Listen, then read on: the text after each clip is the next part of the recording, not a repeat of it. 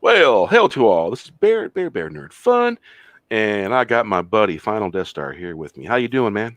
I'm doing great. I'm supporting my friend Bear here. Hey, man, I mean that when you popped in, I'm just like I was confused. Like, what? There's two of me now. Like, oh, okay, because you had your field adjusted to where it was solid thumbnail, and I was just like, wow. Just phase in. Yeah, like that. Yeah, and this shirt is just enough different green color to where it doesn't mess with my green screen too much or my green sheet. Yeah, that I got for free. Do it yourself. Make it at home. Yeah, and I changed the tacks that are holding up a little bit, and so that way there's a lot more to wiggle with and move with, Yeah, but it does a good job.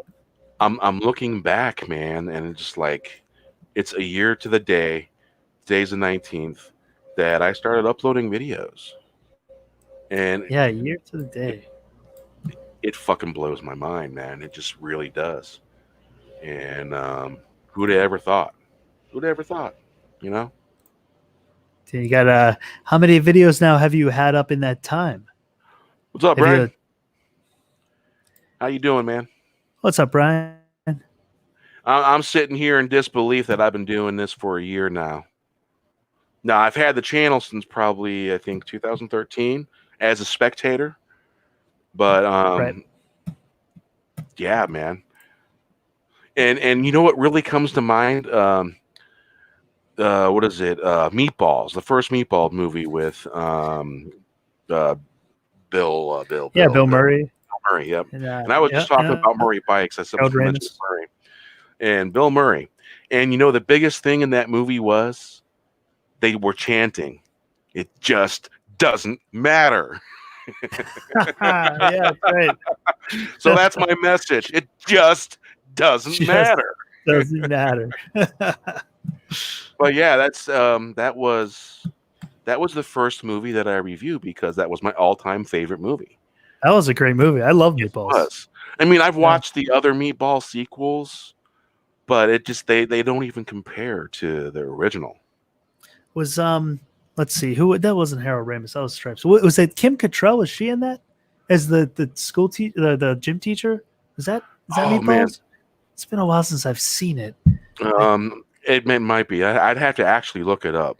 She was young in it, but see, I'm just gonna take a look here. Meatballs, 1979. Ooh, I don't know. She would have been really young if that was her, but for some reason I'm thinking that was her. Let's see. No, it doesn't look like it. Yeah, let's see here. 79. Kate Lynch, Kristen DeBell. The guy who Morty was Harvey Atkin. Yeah, Morty, right. Kate Lynch played Roxanne. Yeah, maybe I'm thinking of Kate Lynch. Al was played by Christine DeBell. Do you know Christine DeBell? I think she was a soft porn star. Really? I think so. Yeah. She played in a famous. There was a lot of satirical porn movies back then. Oh yeah, yeah.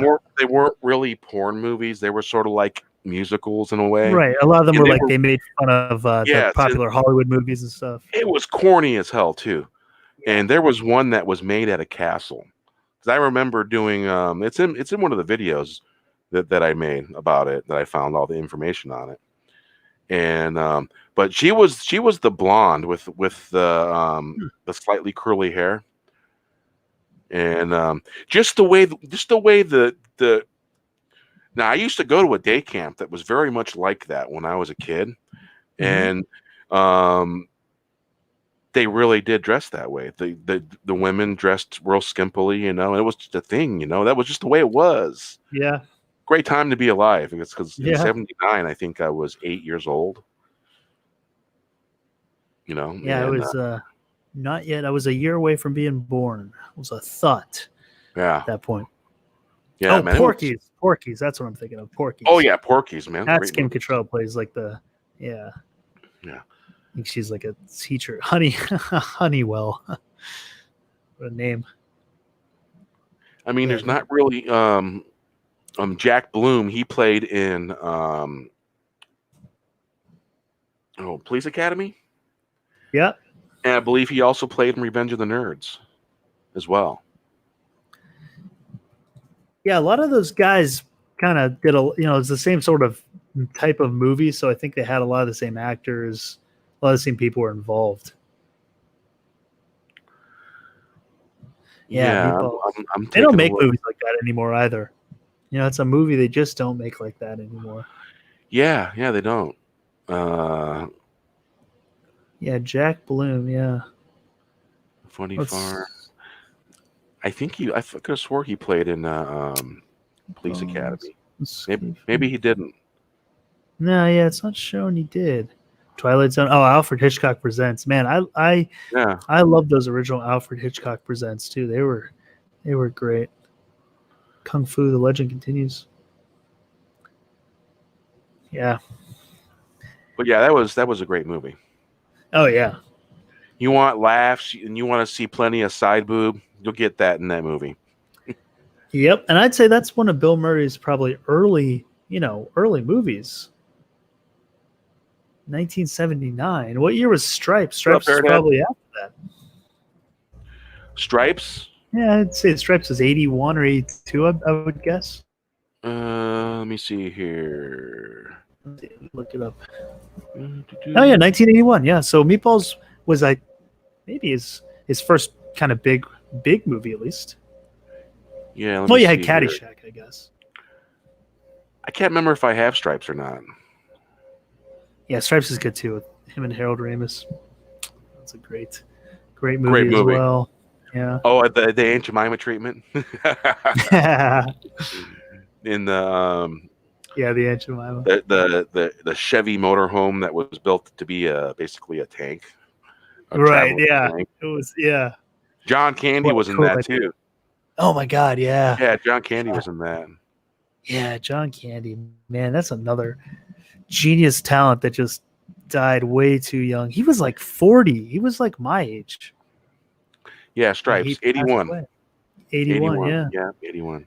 And Caddyshack was 80. So that was Meatballs was his first big movie, Bill Murray. So Caddyshack was 1980, and Meatballs, that just put him on the market. Yeah, because I do believe he was on Saturday Night Live in 75. Mm-hmm. Yeah, and I remember watching all these guys on Saturday Night Live when I was a kid. And yes, Mom and Dad was asleep when I was watching it. Yeah. Back then, yeah. Hey, a 5-year-old with a T-pin on a cable box that you can make stuff come in with. Yep, that was me. Yeah. They come in the room one day and I'm watching Showtime. They're like, we don't have Showtime. How's he doing that? You do now. And it's like, well, we get it now. And they asked me to show them how I did that. And so I showed them every channel that I can make come in. And even the channel that has the nudie stuff. Yeah. Yeah. The illicit channel. Yeah.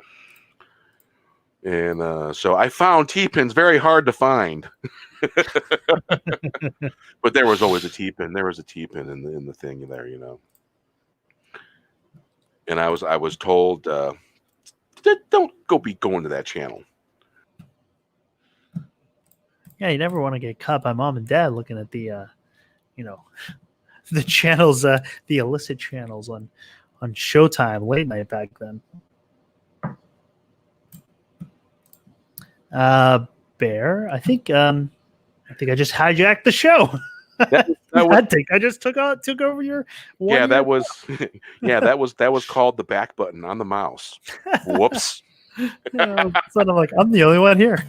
And I got this mouse because the back button's far enough away, but every now and then I'll nick it because I have another mouse that's very similar, but this mouse is just a little bit longer than the other one, and the mouse buttons are just enough high to where I don't rarely ever do that. Yeah. I know. I've done that before as well. Kicked myself out of the show. Canceled myself. And it happens every now and then. It happens. So yeah, I've been I've been taking it easy, man, because watching the current events go on and all that, A lot to watch there. Fuck, man. Let's just say what it is. It's a bunch of craziness, Yep. But yeah, and I'm fucking out of popcorn, man. Yeah, it's a show every day. Fuck yeah, it is. And basically I think back, I was a telemarketer when 9/11 happened. Mm-hmm. And I literally watched live on the news. I watched 9/11 happen. Yeah, I did too. I was in Manhattan. I was in Midtown. And well, I was an inbound credit card sales, and people would call in to us, and all of our credit card companies, guess where they were? New York. In the Twin Towers. That's where all our credit card companies were at. Oh. And the majority of them. And so literally in a matter of minutes, they started laying people off after that. And we couldn't claim any of the what do you call it? Stimulus that they were giving people tax breaks for. We didn't count. And we basically, the telemarketer and the telemarketing firm, basically we were majorly affected by it. Yeah. And that was, and everything that's going on right now, it kind of reminds me of what's kind of going on right now. Similarities for sure. But I mean, in no time in history has the entire world been, shut down at one time. I mean, the entire world has been shut down. And that has never happened before in history. It's like, everything on steroids. Yeah. Yeah. And hey, Tommy. What's up, Tommy? Man. Yeah, Brian Observer is in the house. Thanks for stopping by, man. Appreciate it. Yeah, and what's really weird is prior to all of this, we can officially call it the Picard effect, because this all happened after Picard ended. Yeah. And the universe cried out in pain, and then all of a sudden this happened. It's the Picard effect. The Picard effect. Remember, folks, I said it here. And just so you know, me, Final, we are the Four Horsemen. When we have those shows, we're going to get back to a regular time again. And of course, we like to fluctuate, bounce around in time-wise because of scheduling. Time travel. Yeah. Isn't that an interesting subject? Yes. What's really weird is it's like 2 weeks ago. Remember all the conspiracy theory videos that used to be around? Remember how they disappeared? Even the really cool UFO ones on YouTube? Yeah. Mm-hmm. And those are kind of harder to find. I would have to go into my what I would do is on my TV, I'd go to subscriptions, and it would show everybody's latest video in subscriptions. Mm-hmm.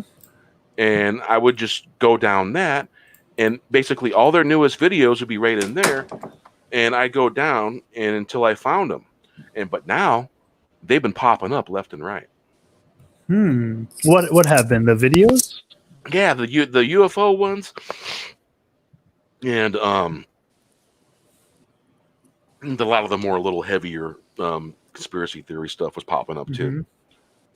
And it could be also because a lot of people are searching this stuff. A lot of people are, questioning things and wondering and looking for answers in certain ways. So I think maybe the fact that it's maybe being searched a lot more, it's therefore they're pushing it, or it's coming up as suggestions because it's just getting a lot of traffic. What's up, Tommy? How you doing, Tommy? What's going on? Yeah, I'm hanging in there. I don't know how long I can hang in because my internet is just not complying today. Yeah, Now, Shellback was in here earlier. Hey, rookie. Yeah, I sent the guinea pig army off, and I've sent the collective off to sit there and take care of these people that run this internet service. But apparently, my minions are just not doing their jobs right now because my internet service is still terrible. Yeah, I think it's a lot of people are experiencing that. We had Shellback was in here earlier, and he also had to leave because he started sounding robotic, and he was, was cutting in and out. So I think that just the amount of traffic, everyone's using the internet, so it's just overwhelming servers, sometimes. Well, no, not for me, because Bear will tell you. I've actually been on with you, a couple of streams with you, and I've dipped in and out if you've ever noticed. Yeah. And the reason I dip in and out is because my service is that bad, and it's been this bad for years. It comes and goes. It gets good for a little bit, then it gets really bad. And I mean, I was actually getting, get this, 0.20 megabytes per second on the download, download speed. That's like, turtles move faster. 0.20. That's dial-up. That's like dial-up territory. Yeah.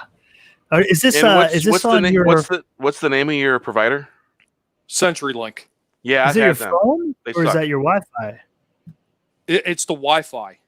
Oh, yeah, it should be. I get that whether I'm on my phone, and my phone technically is better at doing streams and stuff like that. Because that's all I really have to get on streams because I don't have an actual mic for my tower.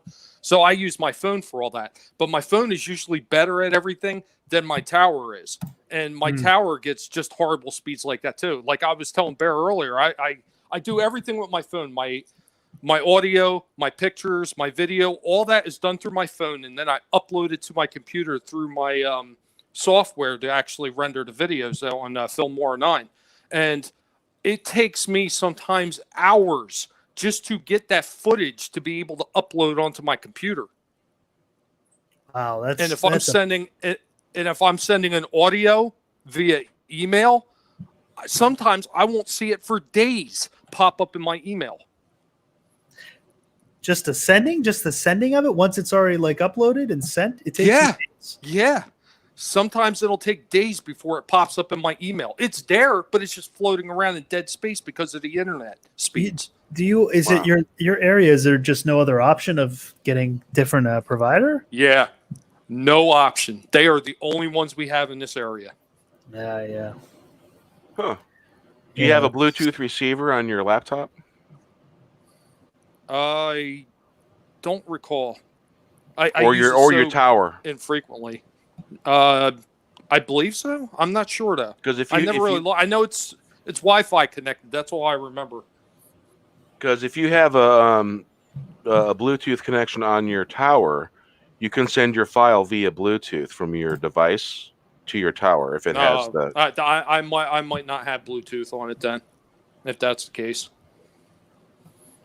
But I mean, just in case I cut out early, because if this goes down again, I want to wish you congratulations for your 1 year anniversary. Yeah, man. Who'd have thought? 1 year. And Final. It's always good to see you and get a chance to talk with you too. And I would just like to say hi to everybody in the chat. Hey now. Yeah, 257 subs. I was at 259. I dropped to 256, and I popped back up to 257. Yeah, I took a little break. But you also have time. You've got a good amount of videos too. You're over 200 videos, which is more than way more. Let's see, 210 videos. Yeah, I think I'm at 172 or something. And I've got 4 or 5. I've got 4 or 5 that are hidden. They don't count the ones that are hidden. If you private it, those don't get counted. Yeah. And then live streams that you've done. Yeah, it's a lot of content out there. Yeah, and my first 2 videos were about Meatballs. Great movie. The movie? They were the first 2 videos you made? Yeah. Oh, really? Yeah, yeah, Oh, yeah. And the actress about the that did it was the 70s, and what they considered porn back then. It was a parody of it more than likely. There was basically lots of boob and all that showing, but there wasn't really no screwing going on, nothing like that.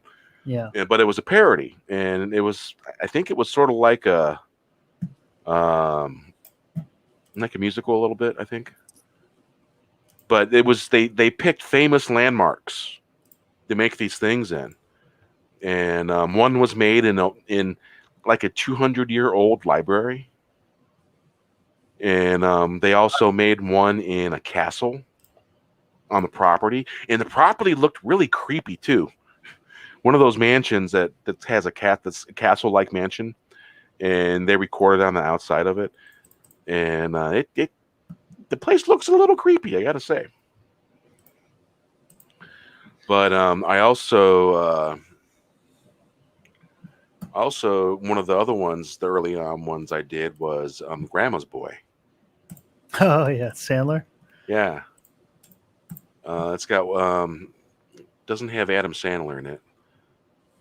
Grandma's Boy. Yeah, that's Adam Sandler, isn't it? No, He's not in that. No. I'm thinking of. I'm going down looking at. I got my Voodoo open on my TV, and I've got all the Lampoon movies, the vacation movies. Do you know that the majority of them early on were rated R? The Lampoon. Oh yeah. Yeah. Yeah, you couldn't get away with that humor. Oh, back then. and in Vacation, what the hell are their names? Well, the Misses they showed. Griswolds? Yeah, they show Mrs. Griswold. Clark and Ellen.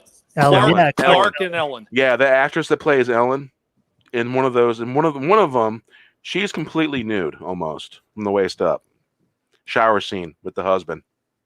Which movie? Which one is this? The first Lampoon? Vacation. The first Ellen. Lampoon. Yeah, the first one. No, yeah, you're right. It was Vacation. Yeah, because the French guy. It was a guy. They were in France when the guy took a video and he actually put it up as that's right. He a used porn this, like, video. promotion. Yeah. That's right. Yeah. Beverly D'Angelo, right? Was it Christmas? Yep. Beverly D'Angelo plays Ellen. Yeah. Yeah, in France. Yeah, they go and the guy's got he's filming them and then uses it as like a porn, and they see it as they're walking around. Yeah. Those movies are great. It was the 1983 one. Oh, that might have been it's the only one that's rated R, and she's nude in that one. Yeah, that's the second one. That's European Vacation. Yeah, European Vacation. So that was 83. So what year was National Lamb? This is the first one was rated R. The European one, I don't remember if that one was rated R or not. Well, that's the one that had the nude scenes in it. Had to be. Yeah. Had to be. It is not. It's not rated R? No, it's PG-13. There's no nude scenes in that one. Not unless they cut it from the original version. Because they did have nude scenes in it. Because I definitely remember that scene where he's filming them and then they see her like on a side of a bus or something, right? The pictures that the guy took. Maybe she's not actually nude in that, though. Oh, Tommy went away. Maybe she's not. Huh. Interesting. Because the original... I would be very surprised if there was a nude scene in a PG-13 movie. Full breast nude scene. There was a couple, actually. There was the bedroom scene, and then there was the shower scene.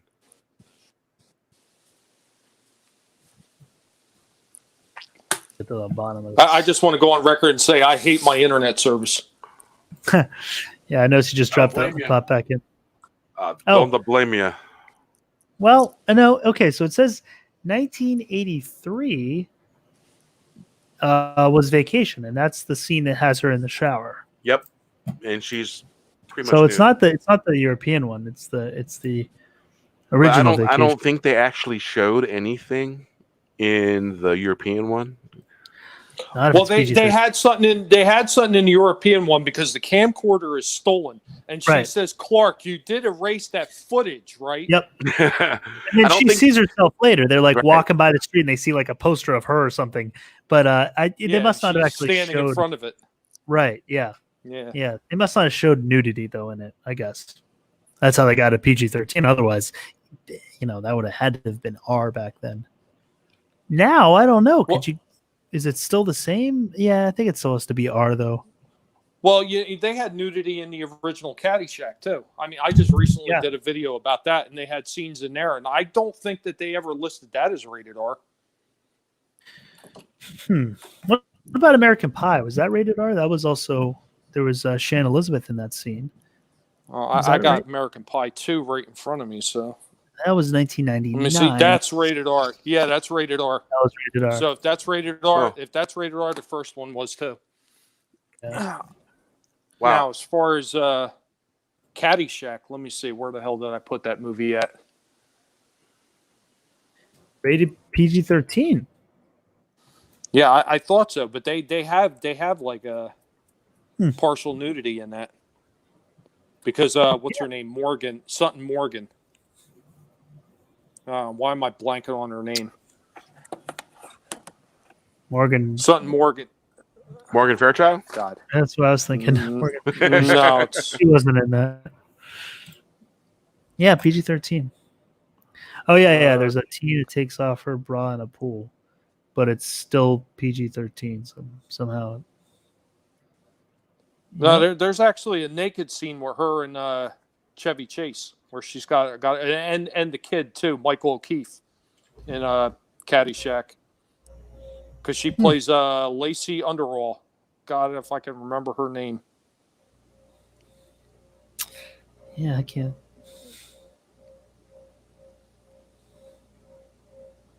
Man, what a great movie! God, Bill Murray's role in that, for as brief as it was. I mean, he appeared numerous times in it, but what a great role. Oh yeah, when I did my video, I put a couple of the clips of the scenes up, like still pictures of it, and I had to blur them out. I had to blur them out with like smiley faces. With Chevy Chase. Oh yeah, I'm watching Chevy Chase drink some. I thought it was cognac for a minute, but it's the scene where after she got out of the shower and puts her pink nightgown on, and he turns on the bed vibrator, and yes, it doesn't really stop. It starts gaining speed, and drinking there, it's like falling all. It's splashing all over the place. Yeah. You know what's really important? Is Rookie still in the chat? You got to ask Rookie what he thinks of that movie. I'm sure he hates it. Has he? Has he seen it though? He might not. I don't know, because he was on Teresa's channel. Well, Miss Martin Muses now, but he was on her channel talking about how he didn't care for Ghostbusters. Oh, man. Rookie, and it's the scene where the kids come and catch him on the floor, where he sticks his hand out and he's holding his wife's underwear on his finger. And then his son comes over and just unplugs the bed so it stops hopping around. Yeah, smart kid. Here, it's Tommy. It's Lacey Underall was her name, and it's Cindy Morgan. Right. Okay. Cindy Morgan. I knew it was Sutton Morgan. Yes, Cindy Morgan. It says here it's rated R on IMDb, so I guess it was rated R. Caddyshack, unless they changed the rating. I don't know if you could do that though. I have both Caddyshack. I could have swore when I just looked at my DVD, it said 13. I thought I looked up and it did, but I just went to IMDb. Unless can they change a rating? I don't know if that's here. I'll share the screen. Barry, no. It does say rated R in here. Never mind. I thought it said 13. No, it's rated R. Yeah. Yeah. What a great movie, though. Oh yeah. I mean, look at the cast too. Like Chevy Chase, Rodney Dangerfield, Ted Knight was great. Michael O'Keefe, Bill Murray. I used to watch that Ted Knight sitcom. Brian Doyle Murray, that's great. Remember that Ted Knight sitcom? You know what's funny? No, what sitcom was he in? He would hold the puppet in his hand when we drew. He had the two hot daughters, and their gay friend would come over and hang out. But I don't think he was gay. I think he was pretending to be gay so he could date what's her name's daughter. Oh, he was in Star Trek the animated series. Wow. 73. No, you know what's funny about Caddyshack though? Bill Murray and Chevy Chase didn't get along, right? Oh, I know. Yeah. And they actually hashed it out with Harold Ramis over dinner so they could work together on a couple scenes, because they had that one big scene where he was in that their garage. That was his makeshift home. Yes, yeah. Yeah, that they had to work out over dinner just so they could work that scene, and that was the only scene in the entire movie where you see the two of them in the same scene. The rest of the movie, they did not work together because they hated each other so much. Wow, yeah. These two? These two? No, Bill Murray and Chevy Chase. Really? Yeah, they hated them. There's a famous story where Chevy Chase came back to host like a couple years after he left. And the opening scene is him and Bill Murray sitting on stage together, and like I think they like sing a song together, and it's supposed to be like how they get along and stuff. And before they got on stage, before they went like out on stage behind the curtain, before they went live, they came like this close to getting into a fist fight, like a physical fist fight. Wow. And they had to be pulled off each other. And then it was like, you got to go on stage now. And they go on stage and they like do this scene where you're like, oh, these guys are like best friends. You'd never know what had just happened. But yeah, that's like a story that came out, in one of those SNL books that tells you like a lot of these behind the scenes stories. And yeah, pretty crazy. Wow. Hey, Shellback. Yeah, we hear you, buddy. We don't listen to Rookie when it comes to movies like Ghostbusters. Sorry, Rookie. Not when it comes to Ghostbusters. My goodness, how can anyone say they don't like it? Now, I wonder if you watched here's a good one. Here's a good one, though, Final. Let's get into the reasons why we like Ghostbusters, because Rookie says he's never heard anybody explain why Ghostbusters was a good movie, other than it was just a good movie. So let's just throw that out there real quick. I'll give you three reasons: Bill Murray, Dan Aykroyd, Harold Ramis. There's three right there. I would say, the originality of it, was genius. New York City, the tone of the movie in the 80s. I love the tone. It had a mixture of humor and slight horror, and I thought the special effects were, for the time, they were great. Even now, I watch it now and it still holds up. There is a nude scene in European Vacation. Oh, there is? Yes, full frontal. I told you there was. Wow, it's been a little while since I watched it, because I think 6. The pigs know, man. The pigs know. Well, I just DM'd you guys a picture of the scene selection. Okay. And Channel 10 shows the thumbnail shows a girl with her Rick Moranis. What's it's hanging out? That's right, buddy. There's a roach outside on the outside, and he's flying. So yeah. And apparently, I think chapter 8, I think that's where the bedroom scene is. We lost Tommy again. Oh, yeah, I see. Okay. Yeah, well, there you go. There is maybe it depended on how much or how quick the scene was. It's there, though. But yeah, Rick Moranis in Ghostbusters, genius. I mean, that's, a reason enough. Rick Moranis is freaking amazing. Annie Potts was great. Ernie Hudson. The whole cast was fantastic. It had a great mixture. That opening scene too. The opening scene of the library. I mean, what a perfect way to start a movie. I mean, it was scary as a kid watching it. You kind of scared, but then it's kind of funny because the reaction, they're yelling out, so they're running out, screaming. The character development was fantastic. I thought, they're also individual. They worked great together. I mean, Bill Murray is this kind of cocky scientist who's kind of bluffing his way through life. And then you had Harold Ramis, who was the like kind of beyond this world kind of scientific mind. Dan Aykroyd, who was just kind of a little naive, but like really excited about everything. Yep. Those three were fantastic. And then they had Ernie Hudson, who was like the down to earth guy who was skeptical, but he's like, hey, it's a paying job, whatever it takes. You know, they had all these different characters that worked so well like together. Money in the pocket. Yeah, right. Yep. Slimer, yeah, there you go. Parrot Head Slimer. Yeah, my boys like both. They even like the new one. I didn't like the new one at all. I like the second one. Though. I like the original I too. seen I picked up 4K of the Jumanji Blu-ray, the 4K Blu-ray, and one of the previews was the new Ghostbuster preview. Yeah. Paul Rudd. Yeah, is in it. and I'm looking forward to seeing the new Ghostbusters movie. I'm optimistic about it. I like that the what's his name, Wolf. Can't think of his last name, from Stranger Things. He's the main kid. I think he's a good choice because that Stranger Things see some similarities into Ghostbusters. That kind of it has the same vibe and tone. And what's up, Angelus? How you doing? what's up, Angelus? What's up, Jordan? Yeah, so I'm looking forward to seeing the new Ghostbusters. Yeah, and I'm glad they're keeping with the original story. Yeah.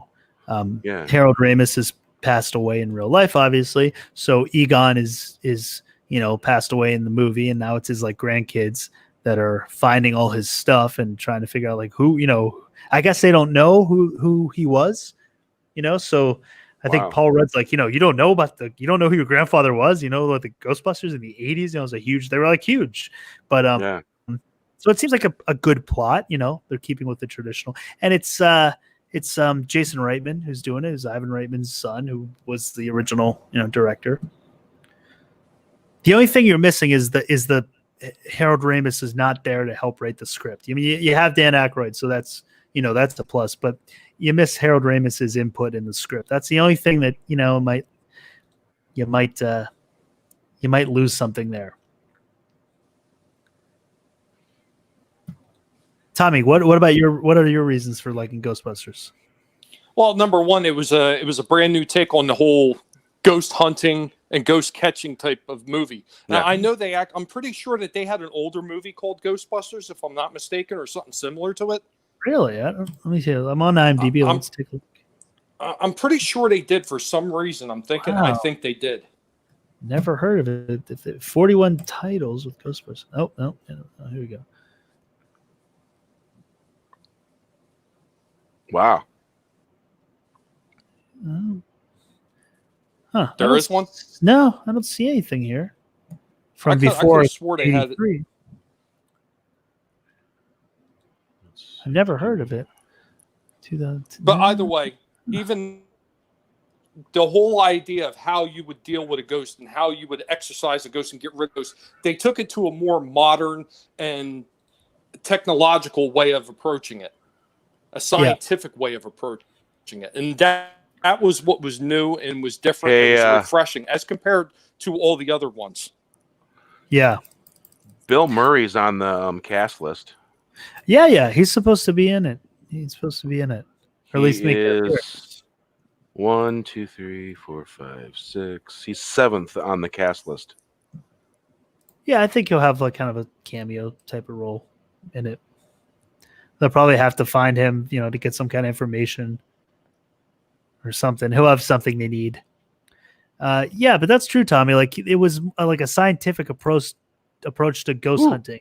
They had the Dan Aykroyd's going to be in it. Oh yeah, he's writing it. Ernie Hudson, who is he? Ernie Hudson was okay. He's in it too. I didn't see the N in that. Ernie. Now, what about Sigourney Weaver? Is she listed? I think she should be. Yes, she is 5th on the cast list on IMDb. Okay. Now, what about Rick Moranis? He's not. I don't think. I think he said he'd only come back to acting if they made a Spaceballs 2. Damn it! They need to really make a Spaceballs 2. I like to see him come back. I know.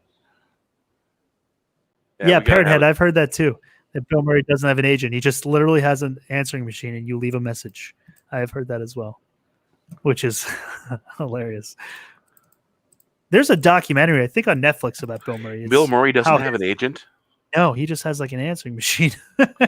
He call That's and really leave cool a if you think about it. It's old. It's real old school. Yeah, very old school. Yeah. Wild.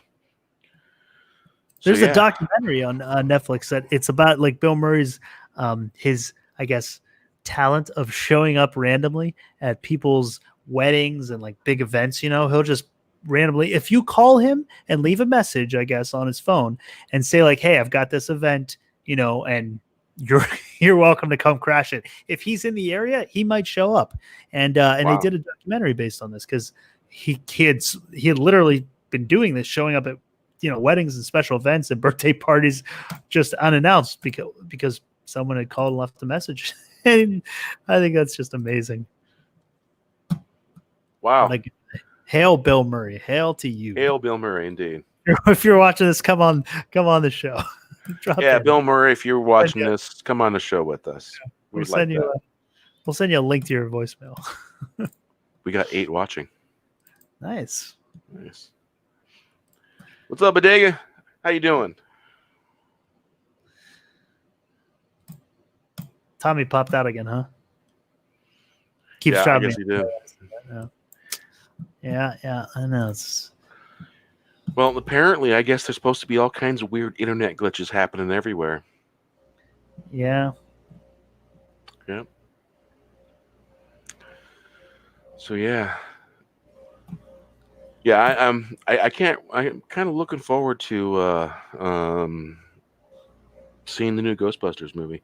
I really liked Jumanji, the new Jumanji movie. Yeah, you know what, I liked it too. It was there was maybe 2 minor cringe moments. Not really bad. And it was so brief. If you weren't really looking for it, you wouldn't have caught it. But other than that, you know, it's a popcorn movie. Yeah, well, You totally. sit back, you watch it, laugh, and have popcorn. You know, and I liked how they changed it up, where they weren't all the same characters. Yeah, that was really smart of them. And then I thought they took a page out of Tron when they had the glowing water. Oh yeah, Only it wasn't quite as blue, but more of a turquoise color, right, with a greenish tinge to it. And then they helped each other out of the water, and poof, they changed back somehow. Yeah. Got thrown back. I thought that was interesting. Yeah, they really did a good job, kind of keeping the same sort of fun popcorn type movie, but giving you something new with the changing the characters up. Yeah. It was, and I like the bad guy, I like the whole, you know, medieval kind of dragon sort of almost Game of Thrones kind of feel they added into it. The horse was great, having the horse character. Yeah, that was different. And the fact that the one guy understood the horse and and Danny Glover, I love that he was in it. You know, him and Danny DeVito. What a great combo. Yeah, it was. I keep hearing about another Lethal Weapon movie. I know they've been talking about. They keep every now and then they throw an article out and tease us with it. It's like, come on, man, pop the cork, let's do it. I know. I would love another Lethal Weapon movie. Those are also another great group of movies that have stood the test of time. I feel like. Oh yeah. You know, I mean, they tried to make that remake out of it on that TV show, which, you know, it was one of the Wayans brothers was in it. It was okay. It wasn't the same. It just didn't have the charm of the relationship between Danny Glover and Mel Gibson. You know, their relationship with Riggs and Murtaugh, it was just so well done because they just had a chemistry, you know, and I felt that the TV show that they tried to do, you lacked the chemistry of those two guys, man, they what's his name was a complete asshole to the guy was one of the one of them was the Wayans brothers. Yeah. I don't remember his first name. But I was always a fan of his because he played in Major Payne. That's when I first noticed him in Major Payne. Blank Man. I remember Blank Man. So he got his the guy that plays Riggs that drove the Ford pickup truck and had the mustache, and Mm-hmm. he got him fired. Basically, they fucking hated each other. Yeah, they did. They completely hated each other. Yeah, they had And to like change the actor, right? Yeah, and then the show went off the air because everyone liked the show the way it was. Yeah. Everybody found out what what's his name did to what's his name because he talked about it on YouTube. I can't remember if he was on Joe Rogan or not. I think he might have been. But yeah, he's got his own. He was on a couple different YouTube channels talking about it and all the hate and all that stuff. And man, I might have done a video about that when it happened. But I really liked that show, and I liked the dynamic. But it became very apparent toward the end. They were filming scenes when they weren't there. Yeah. And they were meshing up the dialogue. Right. And it's just like crazy, man. Crazy. Yeah. And it's like and it's like, and you know how they say, man, you really shouldn't try to get to know who the stars that you look up to, because sometimes they're not always what they portray. Tough to meet your heroes or something like that. Yeah. It's like, don't have expectations when you meet your heroes. Right. Yeah, and it's funny that they didn't have good chemistry in person, because that totally translated to the show. I didn't think their chemistry was nearly what Riggs and Murtaugh's, the characters' chemistry should be, based on the characters and what we had in the original movies, which I just thought their chemistry was fantastic. So the next thing that this guy is in, it's like I'm absolutely going to check it out because I like that guy. That guy is really freaking cool. I want to see him in some stuff because, he played Riggs pretty accurately to what Mel Gibson did. Yeah, I thought he was closer to the Riggs than Damon Wayans was to Murtaugh, for sure. Right. And Damon Wayans, he wasn't old enough. No, yeah, well, yeah. And well, actually, I think age-wise, he's about the same age as Danny Glover was back then. It's just he looks a lot younger. Yeah, yeah. He didn't look at the age that Danny Glover did. Yeah, I just think he was miscast. I don't think because I like Damon Wayans. I just think he was miscast. I think it's Damon Wayans. I think what they should have done is they should have had a cast party of several people that were going to play each one, and then you pick the two guys that got along the best at the party, and then you pick those two. Yeah, you pick those two to play the parts. Right. And it's like have a teaser party where the actors get to know each other, and then you pick the two that got along the best. It's like, all right, you two. I guess that's like throwing dice, kind of. I guess. Yeah. Because I really liked the show, and when they brought what's his name on, the other guy, 7.9, pretty high rating. Yeah, man, it was a light show, but people liked it because of this guy. Because think about it, Lethal Weapon was always about the crazy guy, It was always about the crazy law enforcement guy. Yeah, it was Riggs, kind of crazy wacko Riggs. And when they got rid of his character and brought someone else in, they got away from their character. Yeah. What's up, Shellback? Oh, he's back. We're talking about Riggs and Murtaugh and the characters on this TV show, comparing them with the movies. Or is he back? Can you hear us? I'm going to try this one more time.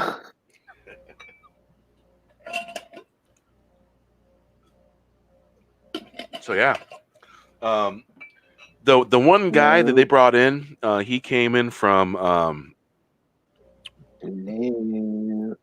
We can hear you. Yeah. So apparently so he can't hear us. Can you hear us? I guess you can hear us. Yeah, you're robotic though. basically, the guy that they brought in, what was it? They brought him in on the 3rd season. Is that right? Yeah, I think so. It was the first 2, and then they fired the other guy. Because this guy got a Dear Jane letter. You know that? No, that's how they fired him? I think it was like an email or something. He showed up at work one day, and it's like, God, that's here's your stuff later. why are you here? Locked out and stuff. Wow, that's terrible. Yeah, something like that. But he wasn't treated very nicely, man. This guy was treated very badly, and he didn't deserve that. So I would definitely support anything this guy does in the near future. Let me see here. Yeah, let's see what he's got coming up here. Let's see if he's got something. I hope he didn't Clayne get Crawford blacklisted because of Damon Wayans. Yeah, I don't know. That's I don't know. He's got something this year. Killing of 2 lovers. He's got one thing at least. He was in Into Dark. Yeah, not much though. It seems like not too much. So it looks like David Wayne sufficiently got him blacklisted. What a dick. Maybe. 'Cause that is not nothing coming up. No, just one thing this year. Now, I don't know, maybe because of this whole quarantine, maybe maybe he would have had more coming up. I don't know. But he hasn't done too much. Short film, TV series, and then looks like 2 movies. No. Yeah, Clayne Crawford is his name. Yeah.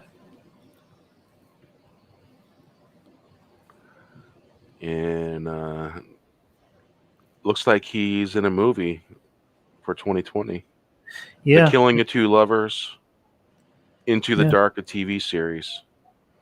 Yeah, he's got something. Looks like he played must be a cameo or something. Yeah. One episode, They Come Knocking.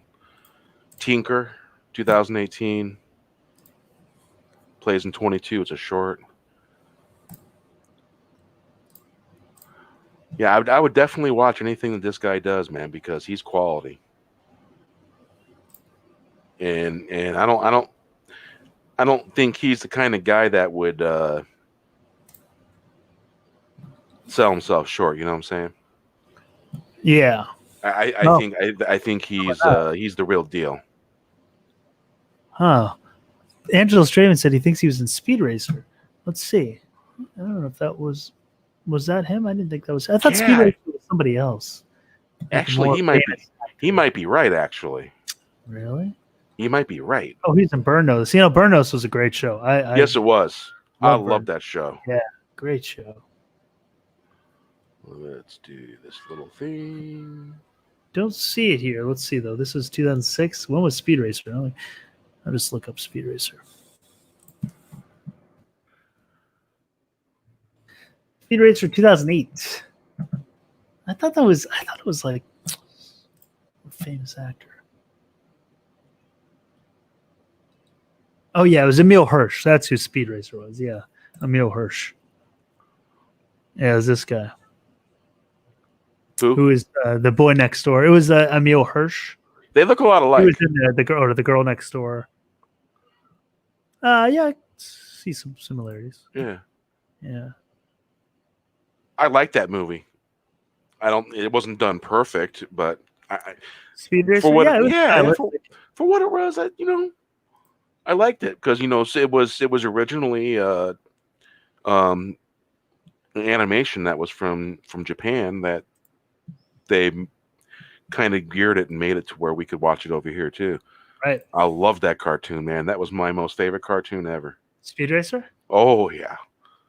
That was my most favorite cartoon when I was a kid. Great stuff. The movie wasn't 100% like it, man, but you know what? Yeah. I thought it was pretty damn close. I like them. Yeah. I like to see another one made. It's not often they get a movie based on a cartoon right, Right. I mean I like the first Ninja Turtles movie. I thought that was great. I think I have all the Ninja Turtle movies. I don't think I've ever really watched them because watch the first one. The first one's great. Yeah, it was a little more like it was a little more like the comic than the cartoon, though, because it was a little more dark, Right. than the cartoon was more like the second movie, I guess. Right. The second movie was more like the cartoon, which was fun too. It's Super Shredder, but the first movie was really good. The Transformers, I thought the first one was really good. He-Man, I don't know. He-Man was my favorite growing up cartoon, so I loved, I loved the cartoon. The movie was okay. I mean, I thought Dolph Lundgren was a great He-Man. I liked Frank Langella as a Skeletor a lot. He was great in that role too. I just wish that they would have stayed in Eternity. I wasn't crazy about them going to like wherever they, that whatever town they went to. They came into like Earth. I wasn't crazy about that. I wish they would have just left it in Eternity. But we've been waiting for a freaking He-Man movie, a reboot. With He-Man, I think what it was is I think they were dealing with being able to make practical effects and budget. Yeah, and that's probably why we didn't see a lot of Eternia.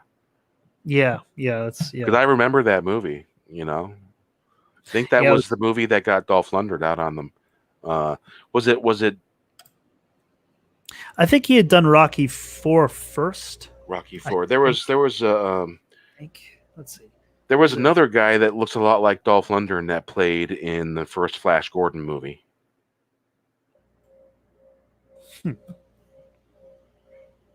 I mean, like that's a great freaking cover. Except for he's got a gun. He-Man.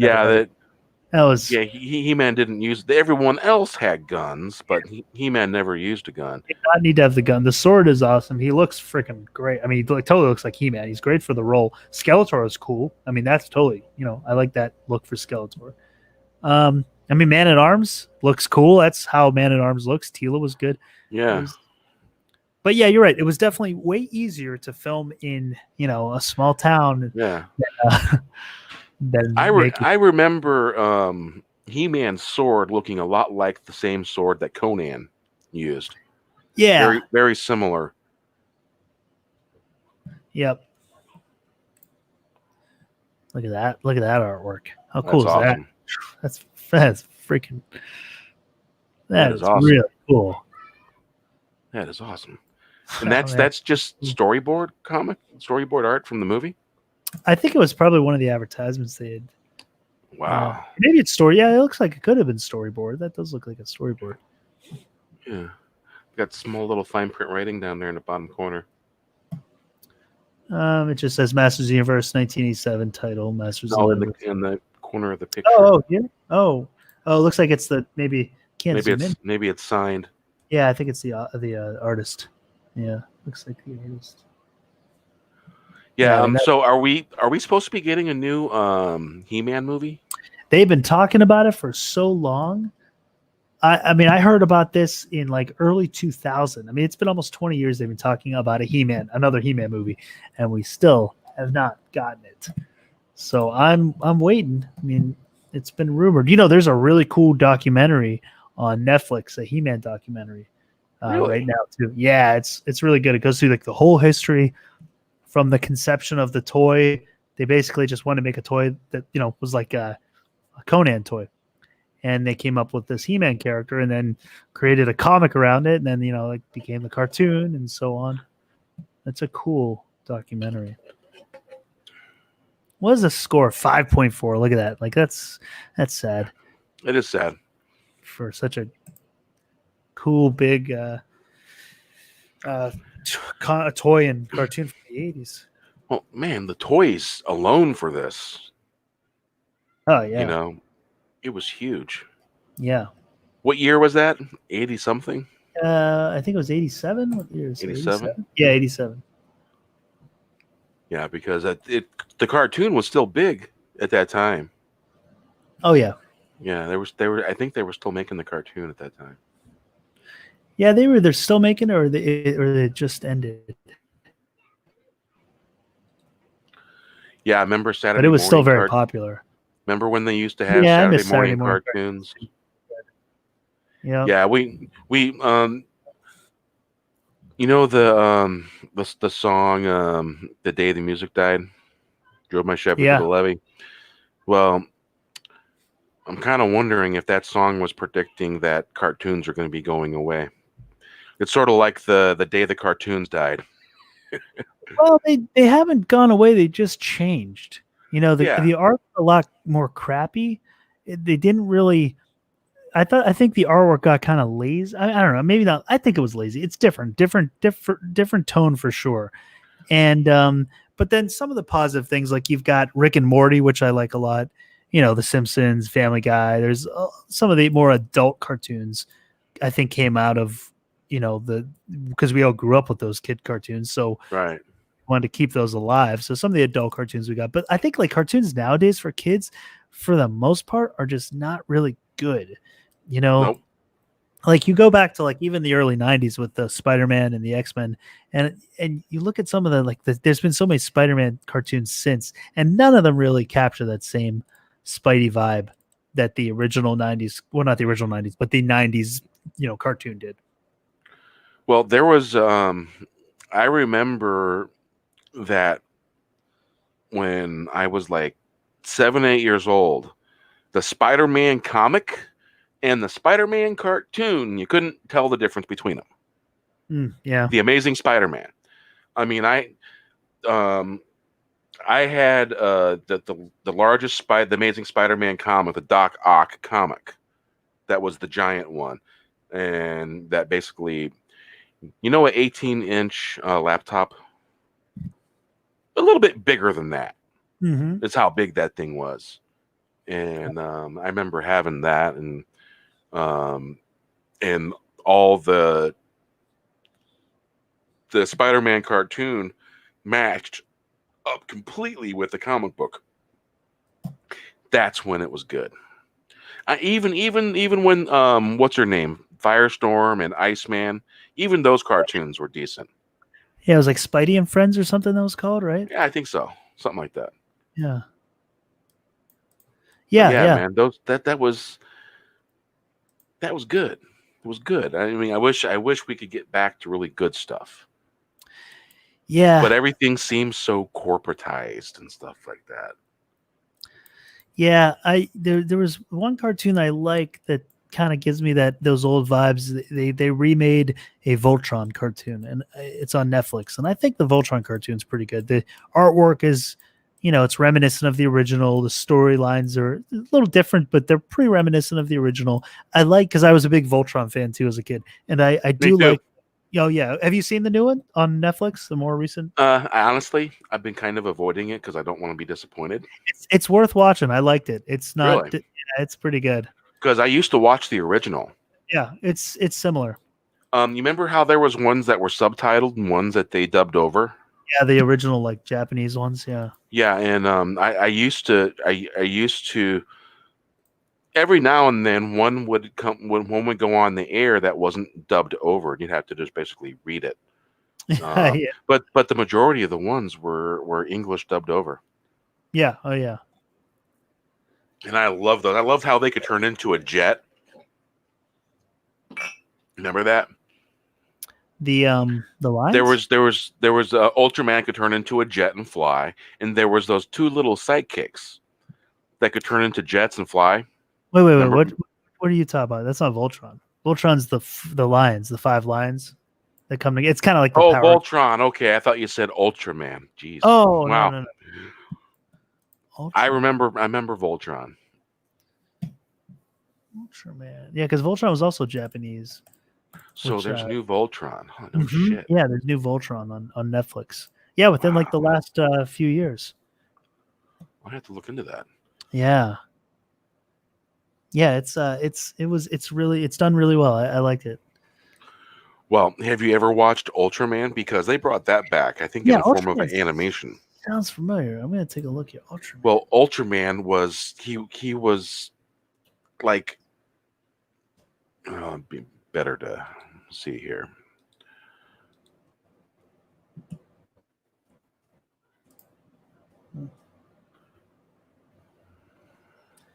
Oh, yes. Yeah, I remember this. It was like also kind of like the Power Rangers. Yeah. There you go. Only this guy, right? This was the original. He was the only thing, and I really liked this. I do remember this. Sure. Yeah, I remember this guy. Yeah. And he had two little sidekicks that could turn into jets. Yes. A gold yeah. and a silver one. There was a female and there was a male. And they could turn into different stuff. And it was great entertainment. Yeah. It was absolutely amazing. And this is where oh, what's that you just mentioned them. Oh, what's their name? The Power Rangers? Power Rangers, yeah. I think the Power Ranger. I don't know if the Power Ranger were created by the same creative people. Well, it's very similar. Originally. I mean, Power Rangers are basically this plus Voltron combined. Yes. Yeah. You put Ultraman and Voltron together, it's the Power Rangers. Yeah. Yeah. And I've never been I think the reason why I've never been a Power Rangers fan is because I like Ultraman. I just think it's a copy of it in a way. Yeah, it totally is. Yeah. Yeah, Battles of Monsters. I mean, it's totally. This is Power Rangers is Voltron and Ultraman combined. That's what it is. I wonder if it's somehow this is in the 60s though. Right. Wow, yeah. Yeah, there was Defense Forces given the life and ability to change into a giant superhero to battle monsters that wreaks havoc on the earth. Yeah, it's the same plot as Power Rangers. Pretty much. But I remember watching. See, the early '60s shows were already in syndication, basically. Yeah. Wait, by when? By the time, by the time I was watching them, yeah. Oh, yeah. The late '70s was when I was watching them. Yeah. And there were still new ones coming out when I was a kid, because it says it went to '79, right? No, it says just 60s, 67 and 60. It was only one season. Oh, no kidding. Yeah, just one season. How many episodes was it? I think they made a couple movies too. I'm not sure. Oh, okay, maybe. Yeah, look, they could have made some. Yeah, these actually. Oh yeah, here, look, they did 72. Oh, they did a couple remakes. So another series came out in 72. There was a 71 and 72 Return of Ultraman. The 90. They did one in 96. Holy shit. 68. Yeah. So the 70s. So they did a bunch. It lasted. But yeah, look at that. 1996 and 1997. Wow. That must be the animation. It looks like it's live action. Let me click on it. Ultraman. Oh, there's a 50th anniversary one. Ultraman Taiga. No, it's live action. Oh, wow. Yeah.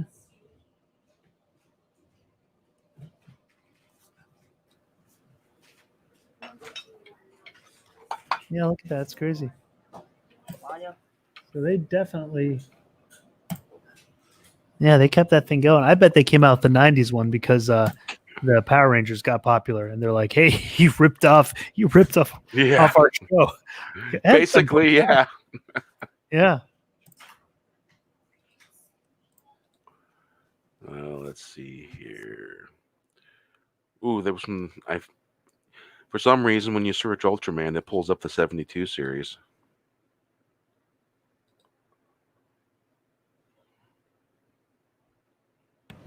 Oh, Tommy remembers Ultraman. Yeah. Yeah. Yeah, it sure was, man. That was my favorite. And then there was a cartoon. Oh, the heavy metal. Remember the cartoon that I think it was called G-Force? The ship turned into a flaming bird. Remember that one? I don't remember if it was called G-Force. G-Force. Let's see. Also there's G-Force from 2009. There's also a TV series from 87. It would be way early. Was it this? Yes, that one. That's it. Team Battles Threat of... Yeah, that was popular when I was a kid. It was actually pretty good.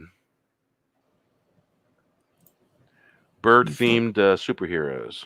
Cartoon? Yeah. Yeah.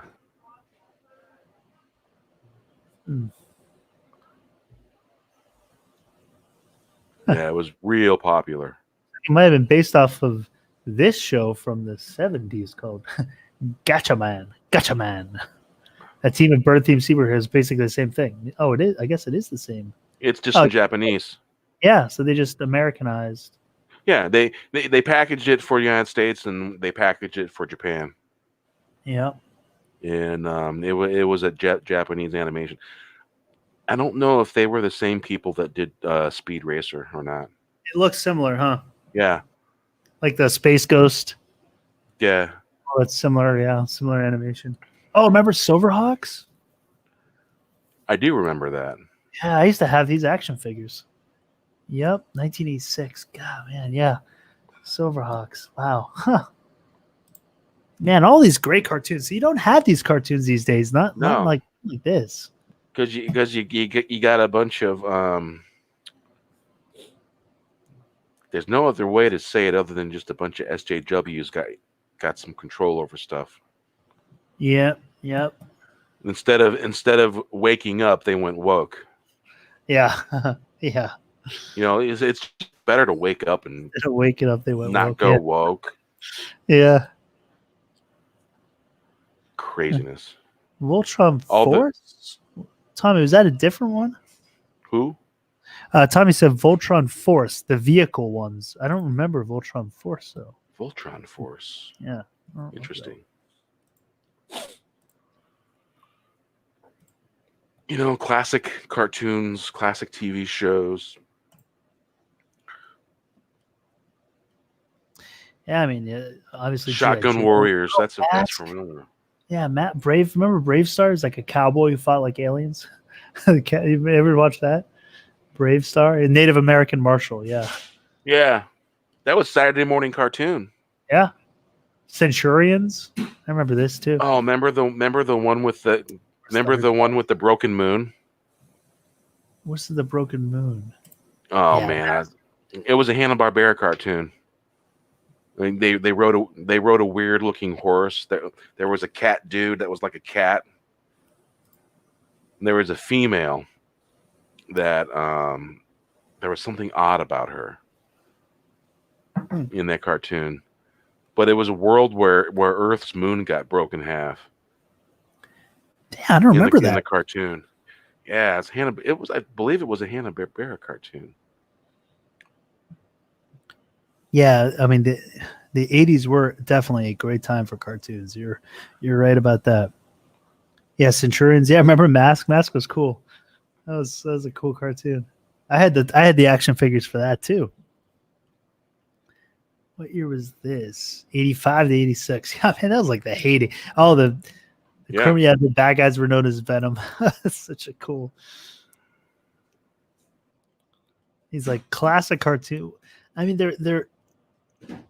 I don't think they have as many these days as they did then either. And definitely not the same, you know, I mean, these are all adults and they all dealt with like kind of military stuff or law, you know, it's good versus evil. Now it's with cartoons these days, it seems like it's a lot of kids or animals. It's not really the same. You know, they don't have the same adult themes, I guess, as they did back then. Didn't teach them, you know, right from wrong stuff, you know. Now it's all gray areas. Yeah, I don't like that. No, that's right. Yeah. It is a lot of gray areas.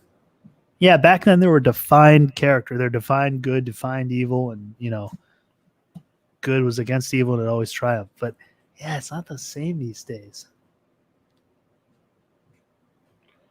I'm trying to find that cartoon. It was a cartoon I watched when I was a kid in the late 70s. Which one was that? I think it was a Hanna-Barbera produced. Oh, the one with the moon? Same as Space Ghost, yeah. Yeah, I don't even know how I'd search. I can't remember the name. Well, that's an interesting Let's see. background you got there. What is that? It's Iron Maiden. The moon? There's Somewhere in Time album. No. It's oh yeah, that's the moon. Yeah, yeah. In the painting. Yeah. Yeah, Yeah, this is the cover of Iron Maiden's Somewhere in Time album from 1986. 86? Yeah, I believe it's 86. Yeah, I love the Iron Maiden artwork. This is like a futuristic kind of take on, like I guess Blade Runner, sort of a dystopian future in the 80s, where all the sci-fi stuff was, so cool, and the visions of the future were so well. I don't know, not too far away from what we've got, I guess. Yeah, pretty much. Some of the technology, but otherwise, kind of not too far away. A moon with a half moon. Let's see if I pull up anything here. You know how they turned? Remember the Banana Splits cartoon? They turned it into a horror movie. Remember that? Splits. Yeah, there was a recent movie that they featured the characters from the Banana Splits cartoon. Only difference is in the movie, it was a horror movie. This was based off a cartoon? Yeah. The characters, the Banana Splits cartoon, I think they based a movie off of their characters, only it was a horror movie. I don't remember the name, though. Oh, yeah, these guys. Yeah, okay. Yeah, I remember this. Yeah. Banana Splits horror movie? Oh, remember Godzilla cartoon? That was a great cartoon. Right, the Banana Splits movie, but they were like robots. Mm-hmm. They were like the Terminator. I never saw this movie. Wow, that's freaky. Then there was the Starcade cartoon. Yes. Starcade? For some reason, I didn't like that picture. Here, this one. Yeah. That was that was a cartoon. Yeah, look at that. It's like, you know what? To me, the people that made that was a deliberate fuck you to our childhood, basically. This is what we think. Yeah. Reminds me of like Killer Clowns from Outer Space. Yeah. Fucking pissed me off when I seen that. Yeah, definitely not the same as the cartoon. It was the same makers as Johnny Quest cartoons. The same people. Same people as Space Ghost that produced this cartoon that I remember. Huh. And the guy had a laser sword in that cartoon. And he looked like He-Man. The main character did look a little like He-Man. The main character of which one? In the cartoon that I'm trying to find. It had a female sorceress with long black hair. There was a Chewbacca-like, cat-like character that was big. And then there was a character that was a lot like He-Man in a lot of ways. He was a barbarian. Oh, I know what you're talking about. That cartoon. Yep, I know. He carried a laser sword. Thundar the Barbarian. Was it Thundar? Yeah, that's what I'm thinking. His character was Thundar the Barbarian, but was Thundar the Barbarian. Was this it? Yeah, Thundar. This was it, right? Is that the one you're thinking of? Yeah, here it is. Yep. 1981. Yep. It starred Henry Corden, Nellie Bellflower, Yep. and Robert Ridgely. Yeah, I remember this. Thundar. Yeah, Laser Sword Thundar the Barbarian. Yeah, he was like a He-Man kind of character. But it was a really good cartoon. And remember the cat-like guy I was describing? Yep. And she's the sorceress. And when they would show the moon, it would show the moon broken in half. Okay, yeah, right there. Yeah. Yep, that's it. This looks like kind of an updated version of it, though. But yeah, the broken moon, yeah. Oh, they brought it back 1980 to 19-something. No shit. Yeah, look at that. Apparently, you can watch it for $1.99 on YouTube. Oh yeah. Yeah. Let's see here. I mean, this is like better artwork, you know. Yeah, man, it was great stuff. This is stuff that I grew up with. Let's see, What is what year this? does it say? Now, see, this is like the artwork you get today, which I don't like.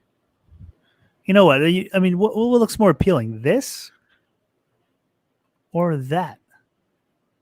I would say that. Yeah, totally this. Than that. That just looks. This is like, I don't know. They Just brought my childhood cartoon back to do that. I think this was like an artist rendition. I don't think this was an actual. I think this was like good, artist good. rendition. Yeah, yeah, I was about ready to have a tizzy. yeah. That's yeah. What Yeah, year like- was this? I can't find a year. Okay, 80 to 81. Was that the well? That was this. Was that the original one though? The original one. I think so. I think it was the original. Oh, okay. There was 2 seasons, I guess. Oh, Well, I really 1980. liked this cartoon. This was a decent one. And the same people that produced this cartoon, I'm pretty sure they were the same people that were producing stuff like Space Ghost and stuff like that. Yeah. Do you remember this cartoon, Conan and the Adventurer? What year was that? 92. That was in the early 90s. I vaguely remember that. I don't think I've seen that. Yeah, I recall it. I used to like that one too. He had like the Phoenix as like his. Yeah, here it is. Like Phoenix is like his friend. He's Orko, so to speak, in He-Man terms. Oh, I think some of the same people that were making this were making the Tarzan cartoons. Oh yeah, as well. Yeah, I remember the Tarzan. I recognize the artwork. Yeah. The same artists and producers probably did this that were doing the Conan cartoon, that did the Tarzan cartoon. Because this is about the same time there was another Tarzan cartoon that had come out about the same time as the Conan one. There. Man, this would be a good idea for like a video series. You know, go through like document classic cartoons. Yeah.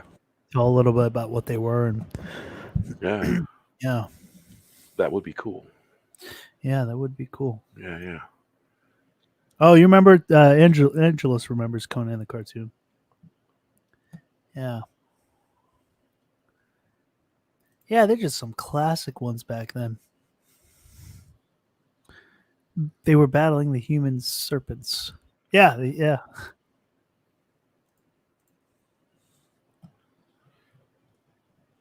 So yeah, the Johnny Quest cartoons. I think these are pretty much all the same people. Steve Gerber. I wonder how much work he's got in cartoon work. Steve Gerber. Yeah, I guess he worked on Howard the Duck. Oh.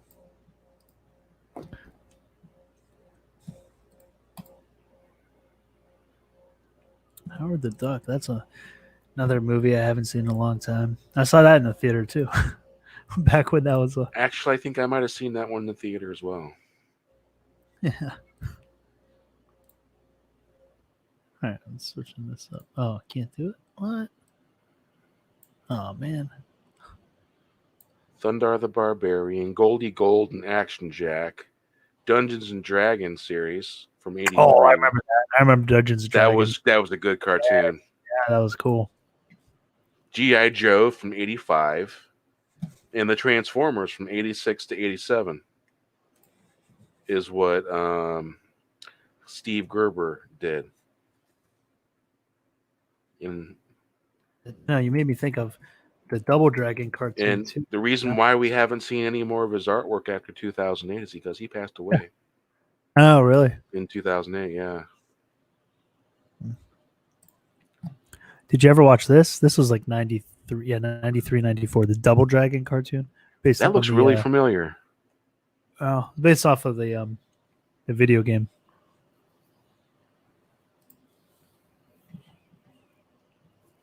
Okay, Angelus, he's heading to bed. Thanks for All right, you have hanging a out. good night. Thanks for stopping by, man. Appreciate it. See all these really awesome cartoons and all that, man. Yeah. You see, the reason why the Cartoon Network was originally started was to show all the old cartoons, and then all of a sudden, it just changed and then became something else. Yep.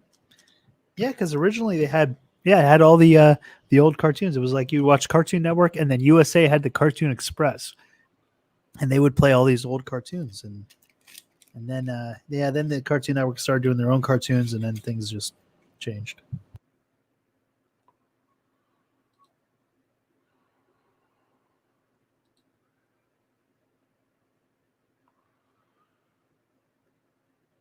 So those days are gone, you know. It's too bad, though. It's too bad. Oh, the Tick. Yeah, the Tick was a good I mean, cartoon. I love the Tick. I'm actually a big big Tick fan. Yeah. Yeah. I've actually met Ben a couple times. Really? Yep, I've got to hang out with Ben Edlin a few times at Comic-Con. My friend and I we do some Tick related things, and we've gotten to meet him, and he's a cool guy. Oh, I didn't mean to X that out. What'd you do? What? Oh, I was sharing my screen, but I accidentally X'd it out. I didn't mean to reshare it. Oh, crap. All right, there you go. Yeah. Did you watch the Amazon Tick show, the live action show, the recent one? I don't think I've gotten around to watching it yet. They only did 2 seasons of it, but I liked it. I thought it was pretty well done, but it got canceled. It wasn't nothing as good as the cartoon, you know. Right. But it was kind of a different take on the Tick. Oh, Parrothead said Amazon series is dark and goofy. Yeah, it's definitely a little more dark, but I didn't mind it though. Thought it was, an interesting new take on it that, still kind of kept some of the satire. But I mean, nothing's gonna beat that cartoon. Boomers, yeah. Thundercats. Oh yeah, I love the original. it's another one I thought we'd have a movie of by now. Yeah, I hope they don't ruin it. Well, they probably will now. You know what? That statement is all too common now. Yeah, I hope they don't ruin it. I know. You remember when that statement used to be rare? Yeah. And that's the first thing you're worried about. I hope they don't ruin it. It's the first thing something wrong. There's something wrong with the world when you say, I hope they don't ruin it. Because your expectations of them ruining something is more accurate compared to when before. Yeah. Yeah. Unbelievable.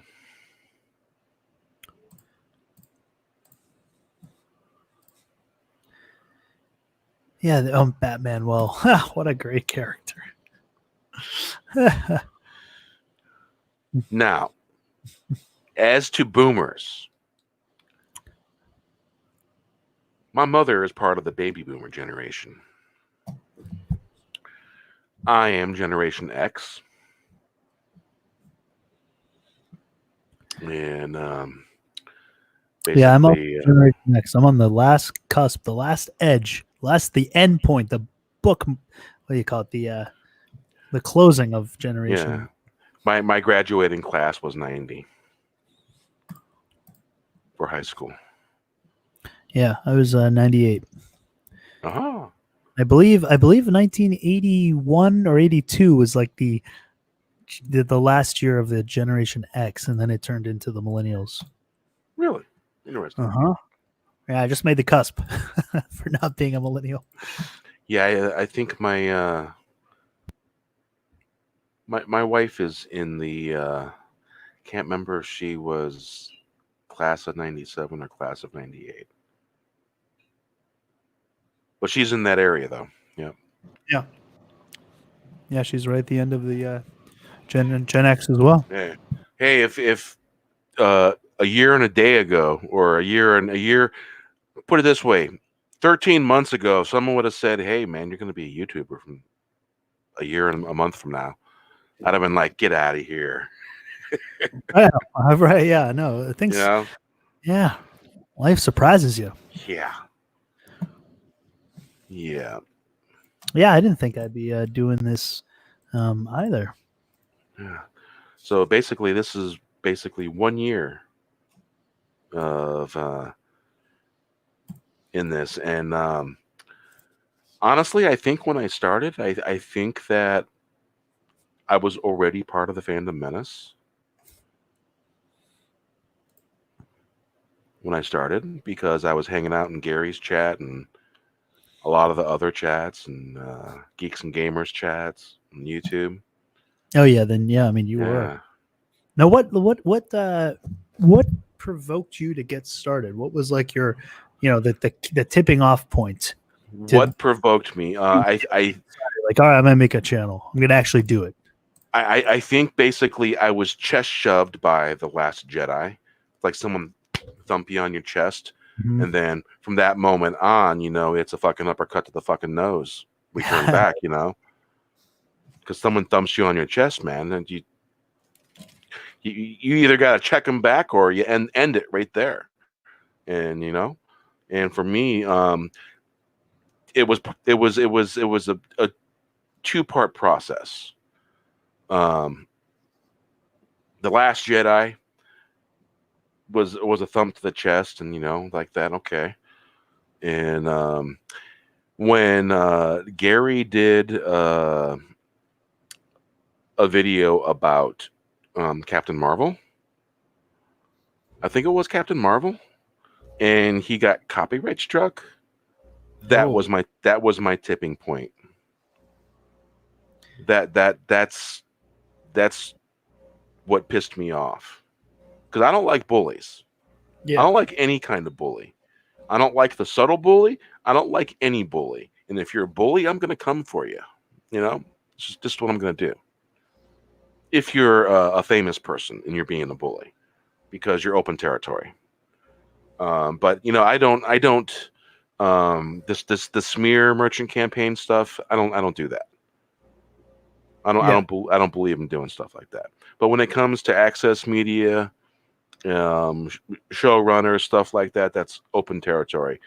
People like Rotten Tomatoes removes 50,000 reviews. Mine was one of them for Captain Marvel. Oh wow! So you got removed for that? Yeah, and Gary reviewed it too. He was one of 50,000 that was removed, and I think he got copyright struck, and that's when he opened Nerdrotic Live, his secondary channel. And I was a big supporter of him then, and I'm still a big supporter of him now. But yeah, that's what did it for me. Okay. That's what did it. Pissed me off. That's all it takes. That movie did it for the majority of I think the second, well maybe not second, but definitely third, fourth, fifth wave of the Fandom Menace. But maybe second. I don't know when when you differentiate. I was pretty much there in the chats from the very beginning. I was hanging out in the chats, and it was Captain Marvel that sent me over the edge. It was censorship and basically a form of bullying. Right. Oh yeah, and I mean it's it's like on steroids, and they're still doing it today. Yeah, but you see, the problem is the majority of people that they were pandering to don't buy comic books, don't buy special edition Blu-ray or 4K Blu-ray editions. Right. They don't buy those things. Yeah. And the special edition comics that come out for Captain Marvel, none of them did good. They didn't sell, and they've rebooted the comics several different times. So yeah, no one buys that stuff, and so what they're going to have to do is they're going to have to learn their lesson the hard way. Basically, Captain Marvel was March 8th, 2019. March 8th. Wow, so that's just been 2019, 18, 19? 19. Yep. Oh man, And it's been over a so, year now. my very first video that I uploaded was today, 1 year ago. Oh right, because that put you over the edge. So that was a year. Mhm. Yeah. Wow, man, it seems like so much more time has gone by. Feels that way. Right? Yeah. And I've been on several different platforms, on YouTube platforms, and gone from there. Surprised some of the people didn't come hang out, but a few stopped by here and there that could. Yeah. But I'm in it for the reasons. Basically, what I stated. I don't like bullies. Granted, I might not have a filter in what I say, the way I say things, but you know what? I'm me. I'm genuine. You're gonna get me. You're always gonna get the truth from me, and I can't say anything more than that. You're gonna get what's real. And if there's something I don't like, and you do something I don't like, I'm gonna say something. Yeah. And if you're not liked for saying something, well then you might be hanging out with the wrong people. Well, it's you gotta speak your mind and stand up for Right. what you think are right. Right. Because silence is only gonna I guess show defeat, foster defeat. Right. And I don't believe in doing that. I've never been that. I've been that way since I was little. I was very, very headstrong when I was a kid. And believe it or not, man, the chip used to be a lot bigger. When I was 14, man, I used to dare everybody to knock that chip off of. Nobody would. They fucking scared them. They were scared of me. Because when I was 14, I was a pretty big guy, Mhm. I was almost 6 feet tall when I was 14. No, that's tall. And I was doing man things. I wasn't hanging out with teenagers. I was hanging out with guys in their 20s and their 30s. I was doing a lot of things that probably I shouldn't have been doing. But with young years in those times, had lots of experience. Right. But I'm from northwestern Indiana. I kind of grew up in a farm town, and at the same time, I grew up in Gary too. I had the best of both worlds. My grandmother lived in Hammond, Indiana originally. You go over the bridge, and that was East Chicago, Indiana. That was right there. That was their version of the barrio. You know what I'm saying? Yeah. And right. bad area. And they moved from there. They still own the house, still in Hammond, but they bought a house in Gary, in Miller Beach area, basically East Gary. And so I got to grow up in a few different places. The places I grew up in were kind of hard. It was the kind of place where, basically, in Hammond, the chances of you getting beat up by a bunch of kids, if you messed with them, was real good. Where I come from. And everyone's together in groups back then, and oh yeah. And me and my friends, when I was a kid, now this is the thing: when you don't allow your kids to have candy bars and stuff like that, they're gonna go get them somewhere else. I wasn't allowed to have a lot of candy when I was a kid because I was very hyper. Right. And so basically, don't back down. Say what you got to say, and be you, because that's what I'm doing. I'm just gonna be me. And, for someone to be successful in fighting against or protesting, I guess, whatever the Phantomist does, to be against the status quo in entertainment right now, you have to be headstrong and speak your mind and not worry about how it's going to come off necessarily. As long as you're saying things you believe and it has some sort of substance behind it, then yeah, you have to have that kind of personality. It's like Gary says, we're not an organization. It's a hashtag. No, yeah, We're a collective of people that don't want things to be like that. right. Bad stories. And so, and in times like that, you find people, that may not say what's on their mind, or may feel like maybe they can't say what's on their mind. And you shouldn't be like that. You shouldn't feel like you shouldn't say something. Yeah. Oh yeah. And so, and as far as I'm concerned, that's like bullying. That's a form of bullying. And you know what? I don't fucking like bullying at all. And I got a real problem with bullying. And even the behavior, the passive aggressive behavior that people will put out there, and put a control of this or put a control of that, real subtle. Even that crap, man. I'm not down with that. I'm not down with that at all. I'm about, you got something to say? Come say it. Say it peacefully, And as far as I'm concerned, that's what really the Phantom Menace is about. It's about saying what you got to say. Yep. Sure, some people may not like it. Yeah.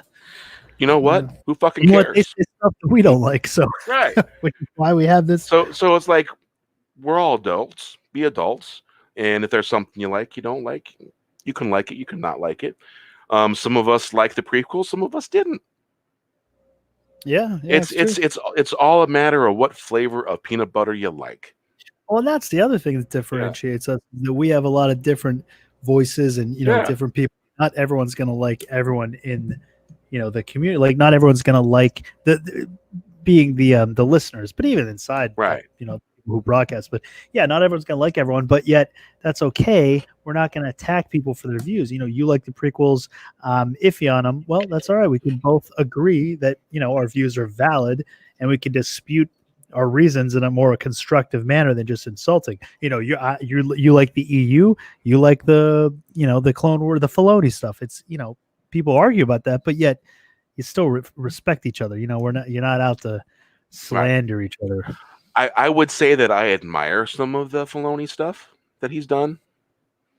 Do I completely like it? Some of the recent stuff, oh man, that's really disappointing. I'm questioning a lot.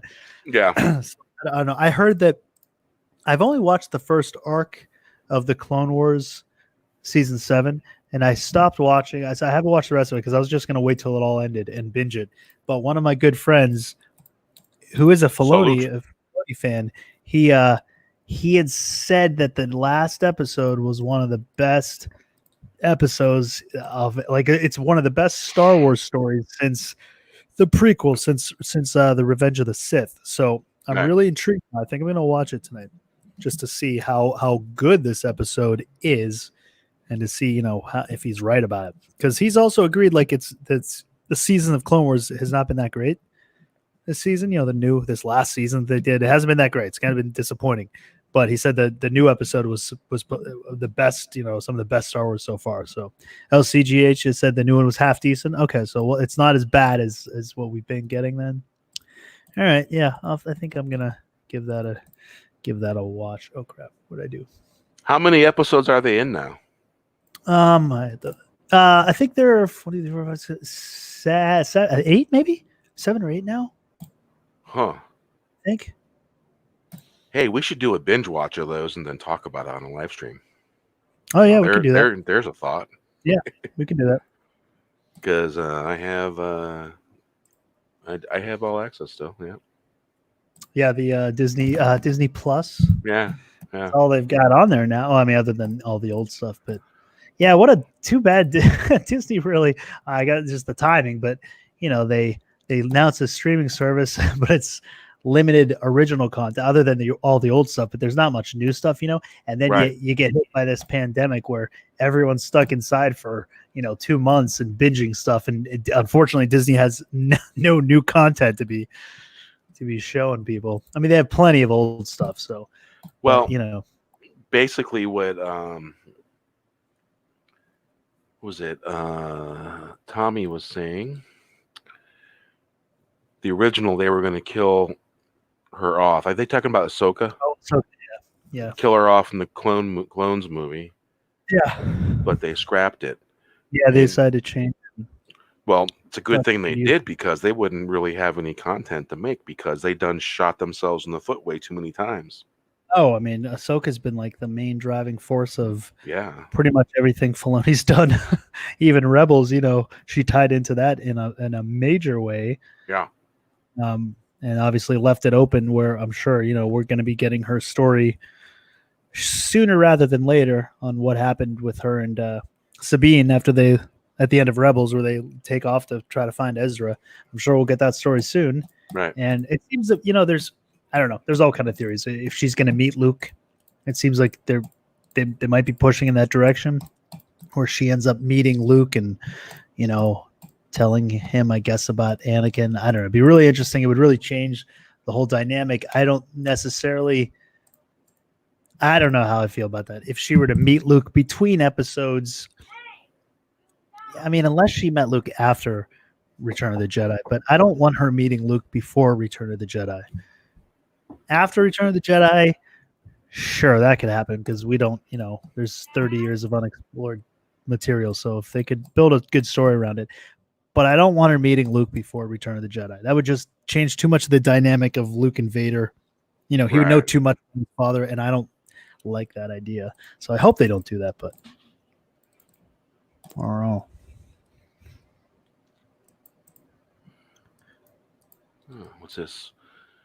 They killed her in deleted scenes in Revenge of the Sith, and then there was a deleted scene with Anakin killing her, and then Starkiller killed her. Wait. And What? in new canon, Shakti dies by Anakin. Wait. You CJ, you're not talking Shakti? about Ahsoka then. Who are you guys? Oh, you're talking about Shakti? It looks like that. Wow. Because Ahsoka wasn't created until the Clone Wars series, which was after Right. Revenge of the It means we missed something. Yeah. Yeah. Oh, Shellback says he's going to be talking to Ryan about Filoni tomorrow. I already know what Ryan's going to say. I've talked to Ryan about it. We've had conversations before about Filoni. Although now it's harder to defend him. Some of the comments that came out about him sort of agreeing on the whole SJW forces female stuff, Yeah. I don't know. Hey, when you Is that- pour coffee, word of the wise, don't pour coffee over your what's-its. Yeah. Yeah. Because I just spilled coffee on my what's-its. I'm guessing it's not iced coffee. No. Actually, it wasn't a lot, but it was enough to where, like, okay, got my attention. Any little drop is gonna worry you enough. The grocery side curb for Walmart. Well, where you pick the stuff up. Right. One of my favorite coffees, Pete's Coffee. Mm-hmm. I kept on hearing Gary talk about having Pete's Coffee. One day, before all this craziness started, before all the Soviet-style lines at beginning in the front of Walmarts, they have Pete's Coffee, pre-ground in bag in Walmart. You can buy it in the store there. And I was like, Every time I went by, I'm like, And I keep hearing Gary talk about it. It's really good. And so one day, I grabbed the espresso roast, Pete's espresso roast. It's good. Oh, yeah? It's more than good. It's downright just yummy. Oh. Yeah, it's really good. So, I ordered me 3 from the Walmart Really side because my curbside order, basically, they were out of it, and I didn't get my Pete's Coffee. Oh, yeah. But I'm drinking U-Ban right now, which is kind of okay. U-Ban Dark, it's not bad. Lavazza's pretty good. Lavazza's espresso right now. U-Ban Dark used to taste just like Pete's. I don't know U-Ban. They used to be part of the Rainforest Alliance. Oh. Used to be. Yep.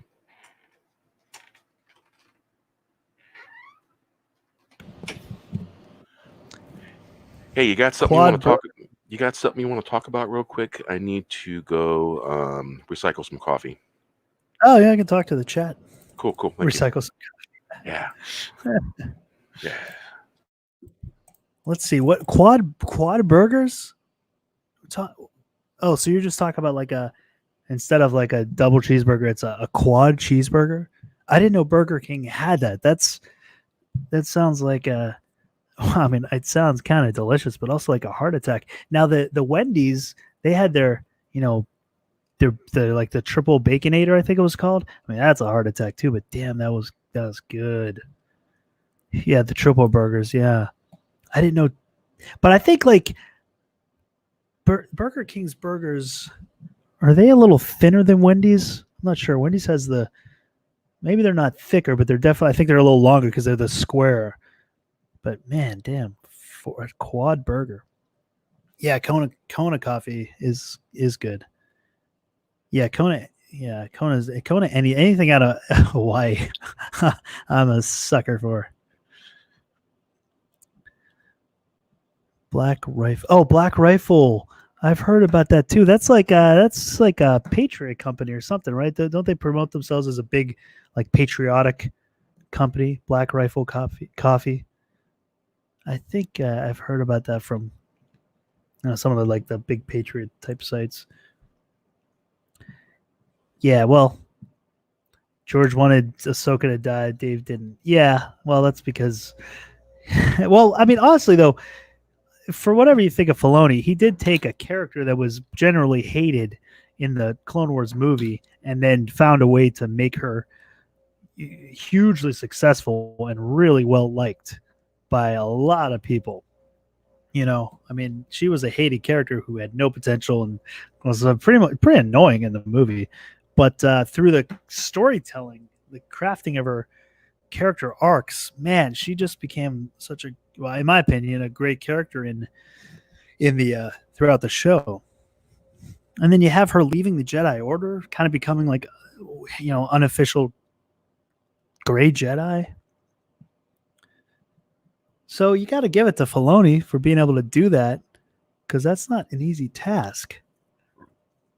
Be able to take a character that everyone hates and then turn her around. I don't know. Pretty impressive. Well, you know what? He did. Yeah, you're right, CJ. He did like Jar Jar was a lot less annoying in the TV show. They did, and they actually had some good storylines where he actually kind of saves the day. He does do some heroic things that are not as annoying. So he did do that too. And he had Lucas behind him, so obviously he still had Lucas in the mix to help him out and kind of guide him. And maybe I think ultimately that's what's missing from Star Wars now is just, I mean, look at Mandalorian. Mandalorian is generally accepted as pretty good for Star Wars, for recent Star Wars.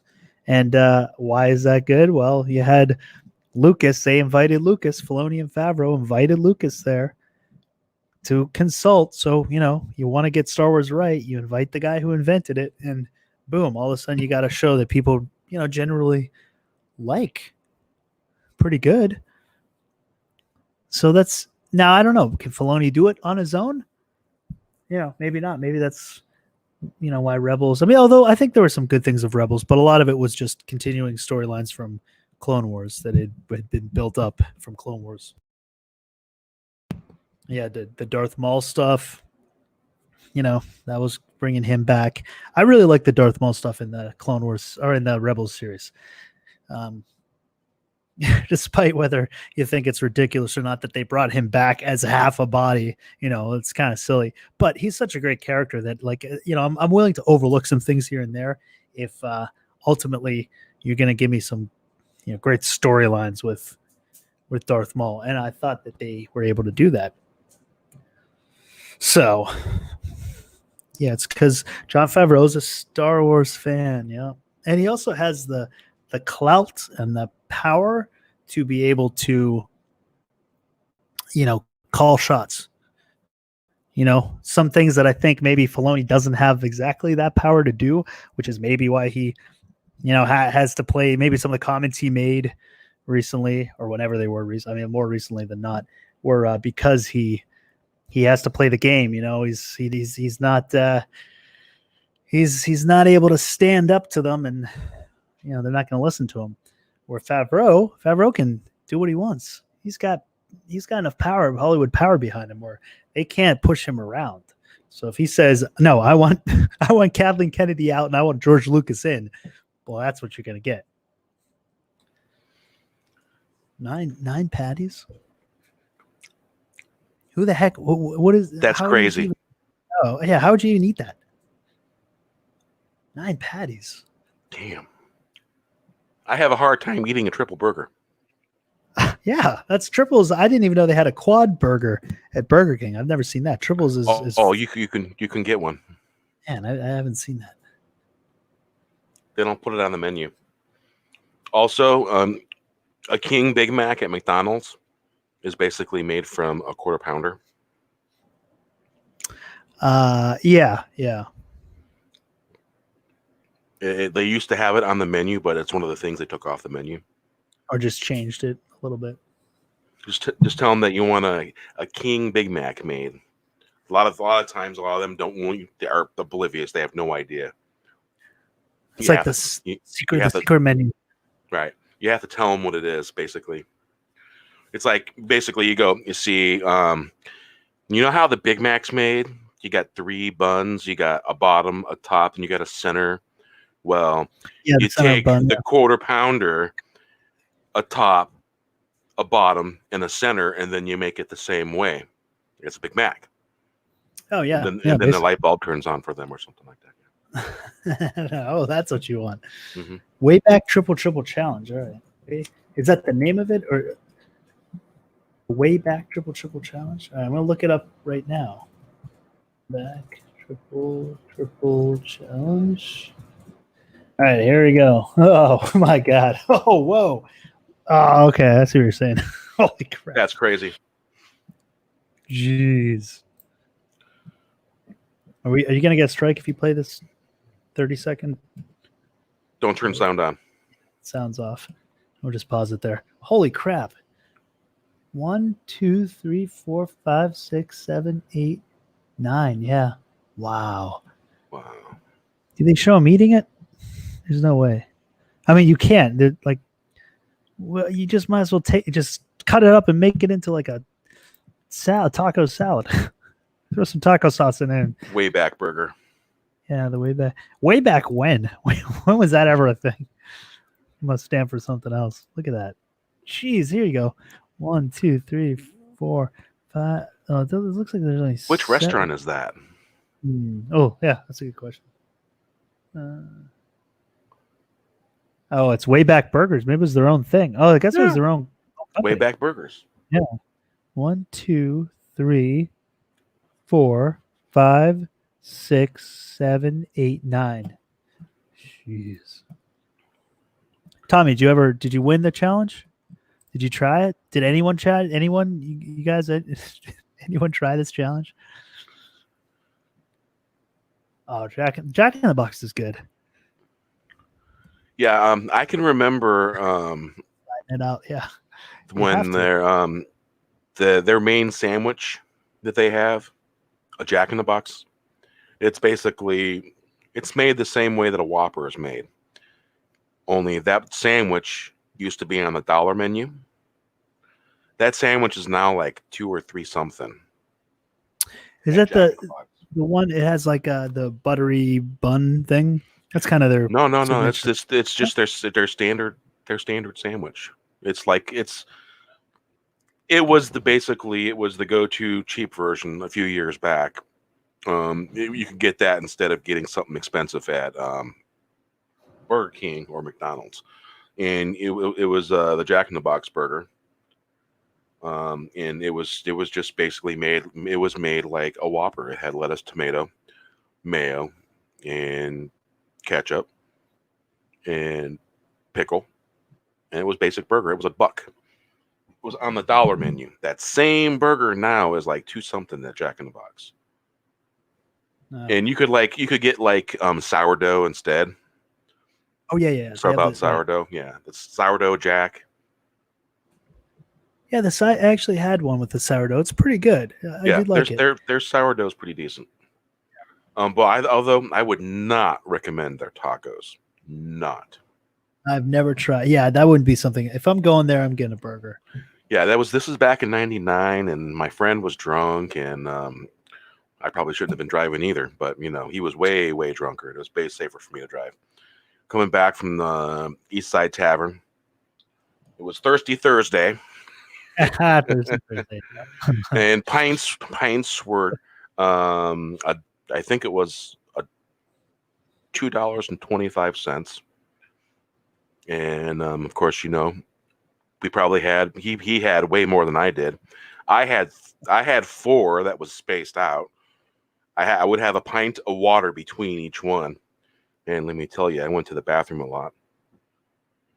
But you did, huh? Yeah, but you see, for every, especially the pints we were drinking, were probably like 7 to 9% IPAs and extra special bitters. That's when bitters were popular still. Yeah, and so on our way back, the Jack in the Box is right there, and I'm like, I look at him, I go, Jack in the Box, like, yeah. And so we got pretty much everything that was on the dollar menu. It was including the tacos, 2 tacos for $1. He got some of those, and the chicken sandwich, the Jack in the Box, and fries. Good, everything in the dollar menu. There was even a jalapeno poppers. I think you can get cheese. I think they had cheese sticks too, or something like that. They might not even have that stuff anymore. Yeah. Yeah, they had jalapeno poppers at one time. Man. On their dollar menu. All this food talk's making me hungry for the good old days of freedom and fast food. Yeah. In-N-Out. Yeah, In-N-Out's pretty good too. I don't know if there's any. I can't remember if there's any In-N-Out burgers in Washington State. Oh, really? I can't Yeah, remember. animal style. Well, Shellback likes it, so maybe he's up there, isn't he? You Yeah, guys, he's across the sound from me. Yeah, Shellback. You know of a In-N-Out up there?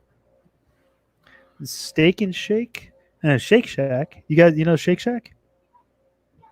Their Shake Shack's kind of similar to. Actually, no, I don't think it's an East Coast thing. It was in New York. It just came to LA like a year ago. Steak and Shake. I seem to recall that was there was a couple in Indiana. I don't think I know Steak and Shake.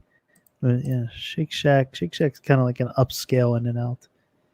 In-N-Out's good. I'm just not a fan of their fries. I don't think. What kind of fries do they have? They're like they taste like paper. They're not very crispy. They're on the thinner side, but they're not very crispy, and they're very, very bland. They give you a ton of them though. I mean, they give you a ton of fries, but they're just not. As far as the fast food fries go, it's probably my least favorite. Wendy's fries are pretty good. McDonald's are, classic, but they're also kind of cardboardish. They just have a lot of salt on them. But I think Burger King is my favorite for fries. Wendy's my favorite for burger. McDonald's is my favorite for breakfast, and Burger King I think has the best fries. But Jack in the Box is pretty darn good. Oh, Sonic.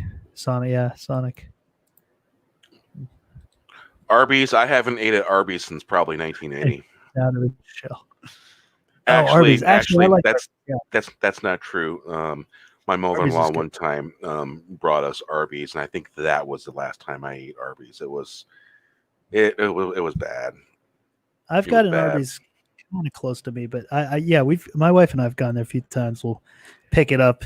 Arby's curly fries. Yeah, I actually like Arby's. It was bad. See, yeah, I've always had a good experience. I've never had a bad Arby's. An elder that I knew the owners of Carl's Jr.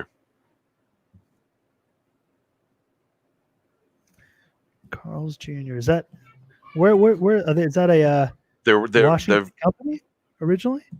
No, it's L.A. They're out of L.A. Yeah. Okay, I didn't know that. Yeah, I think I've only had Carl's Jr. And he grew up with them. Yeah, and also Hardee's. Yeah. Basically, you can get the same food that you get at Hardee's that you can get at Carl's Jr. Because out east, out in Indiana, there's Hardee's everywhere. Yeah, we had Hardee's in Pittsburgh too.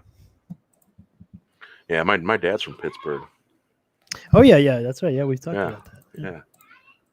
Yeah, Subway. Yeah, do you ever have a Jersey Mike's? I've heard of Jersey Mike's. I don't think I've been to one though. Pretty good. They're pretty good. It's like a Subway, same kind of idea, but I think they're a little more kind of authentic Italian style subs than Subway is. Man, Arby's curly fries, damn, yeah, they are really good. Did you ever hear of a place called Long John Silver's? Yes. Yeah. Okay. Not many people know about it. It's the fish place. Yeah. They have Great place to. battered fish chips. Basically, Not it beer, was the Kentucky Fried Chicken of seafood. Yes, exactly. Yeah, Kentucky We Fried had Chicken. there's a place around here that was very similar to Long John Silver's. Oh, the hell. Skippers. Oh, I don't know Skippers. Yeah, there's the Skippers used to be all over Washington here, and they've been slowly going out of business. And the last place I think that was open was right down the road from me, and they food just like Long John Silver's. I mean, if you look around here, you can find them. Yeah, I just did a search here. Yeah, they're still around. I didn't know they were still around. Yeah, God, I haven't there's seen a them few. since- There's a couple back in Indiana. Yeah, I that are thought they were still there. mostly just East Coast, Yeah, there's but one in Lake Station that's still there, I believe. Yeah, and they had the Hush Puppies. Oh, they had the best Hush Puppies. Yeah, there we go. They were The Hush good. Puppies. They were really good. They were good. Good Hush Puppies. I just had to interrupt my my two youngest boys. They were kind of fighting over something. Oh yeah. Yeah. How's it going with them being like locked up at home? Are they Oh, they're they bouncing doing off the all right? walls. They're bouncing off the walls. I imagine. You I don't know know, how any kid. basically 10, 6, and 5 in age wise. Hard age. And you know, my actually 12.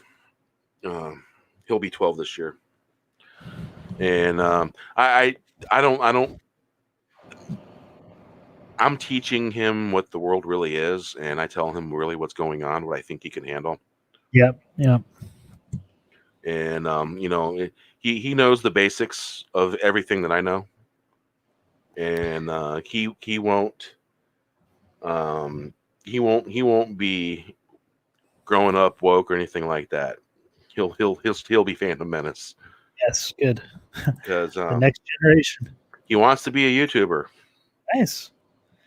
Yeah. Yep. And you know, he was following all these gamer YouTubers, and let me tell you, there were a couple really obnoxious YouTubers. They mainly covered it wasn't Fortnite. What's the other one? World building. Oh, Minecraft. Minecraft, yeah. These guys made videos about Minecraft, and I could hear the videos that my son was watching from downstairs. I could hear their voices. Oh wow. And it wasn't turned up loud.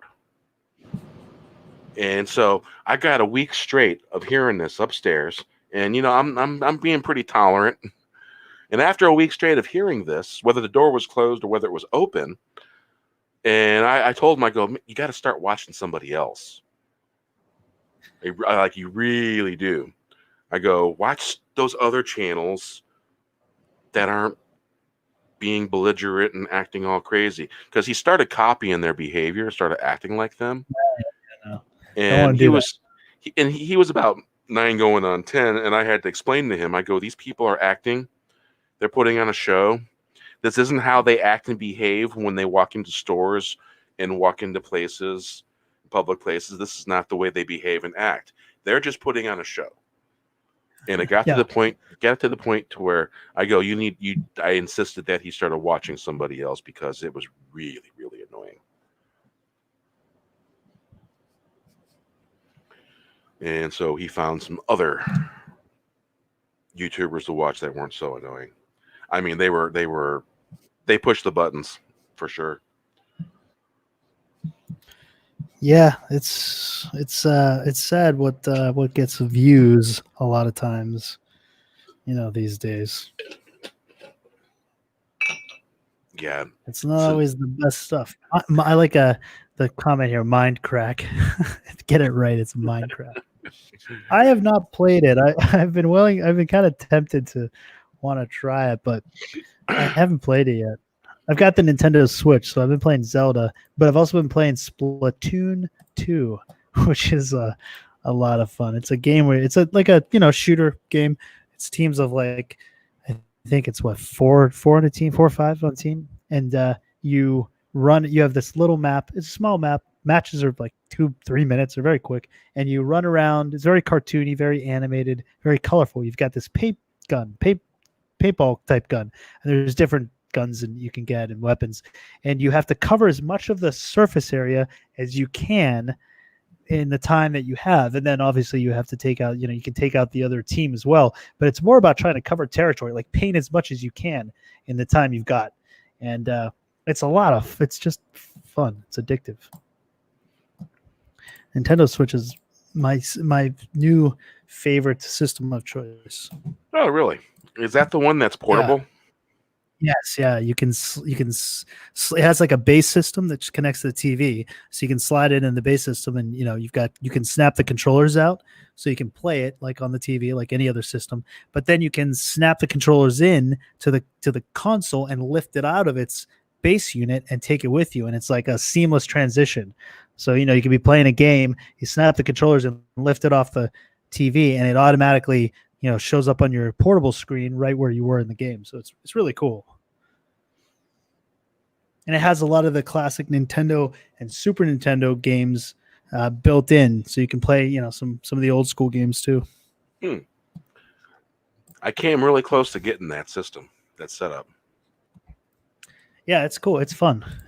It's nice because it's portable, so you can.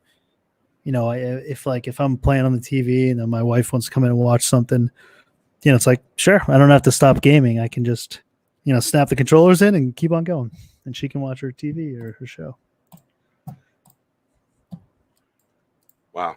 You remember National Lampoon's European Vacation? There is a burlesque. The one we were talking about? They feature a burlesque show. European. You know what a burlesque show is? Yeah. It's basically old school. Old school strip club. Yeah, but they don't get really naked. Yeah, it's more of a show than anything else. But for that being PG-13, I didn't know PG-13 covered full frontal nudity. No, I didn't either. I did not know that. Thanks for letting us know about that, Tommy. It'd been been about 6 months since I watched this movie, because I got these all about a year ago, and I've watched them a couple times. Which ones? All the vacation movies, the classic ones. Oh yeah. Because if you own the movies and you scan the barcode, you can get the Blu-rays and the DVDs. Basically, HDX is $2 for Blu-rays, and HDX for DVDs is $5. Otherwise, you can just get a standard definition for $2.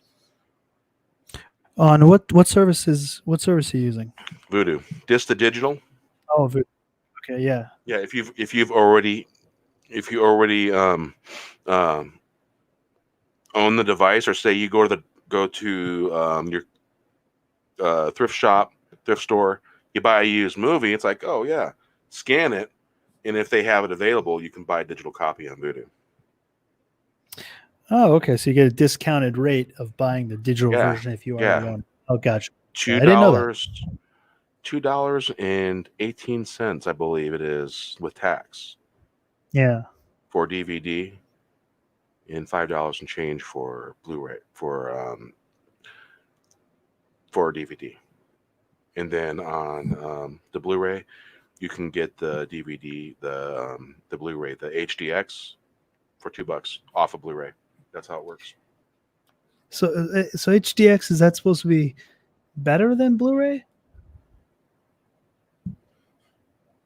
HDX is what basically on Vudu, it's basically HD. It's the same Okay. format as supposedly as Blu-ray. And then if you have a Blu-ray, you can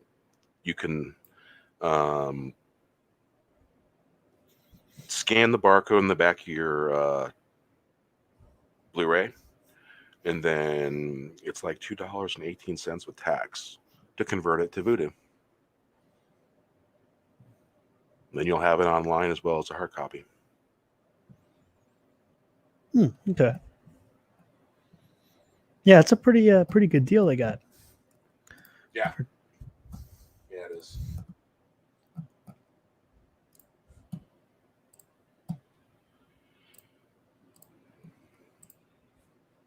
So yeah, I could have swore this movie was originally a rated R movie. The European Vacation. Vacation. I could have swore it was a rated R movie when it came out. Yeah, it's interesting that it's not, because we looked and saw that the first one was, right? National Lampoon Vacation was rated R. Yeah, the first one.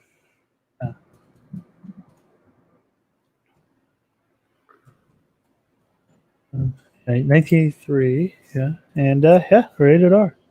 Huh. European Vacation is, and well, PG-13, yeah, and then obviously Christmas Vacation is PG-13, and so is Vegas Vacation.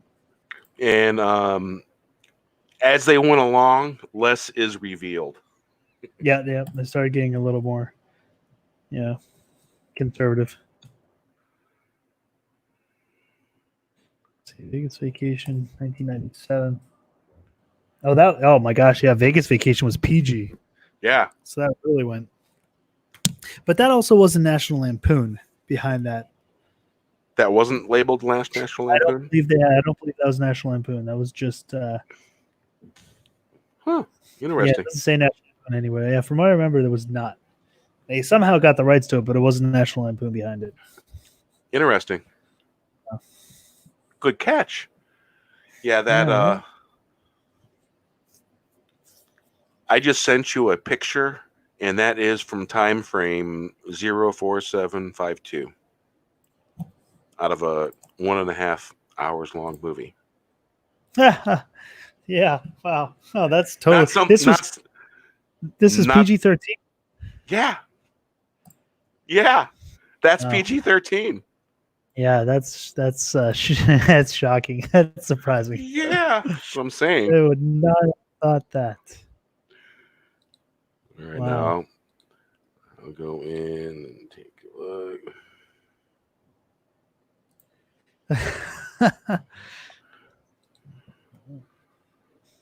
Okay. Copy image. I'm going to doctor that image so that we can give everybody an idea of what they consider Okay, yeah. PG-13. Okay. All right, let's see here. Now, this is going to be a little off the hoof. So let's see. Let's go with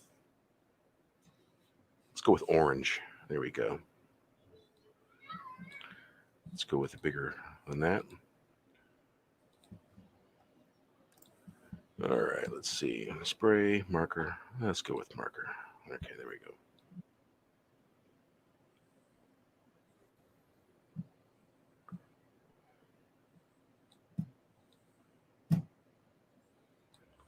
Oh, well.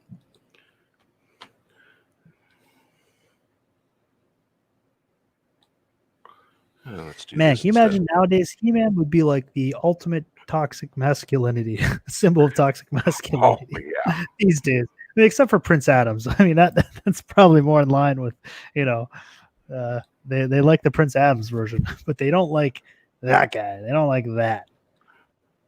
Ultimate symbol of toxic masculinity. All right.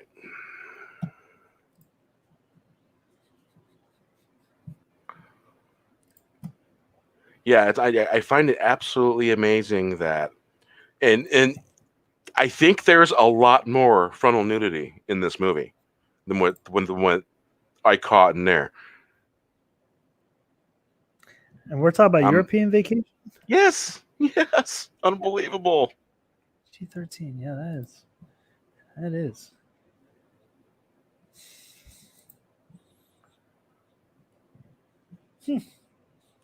Okay, let's see here.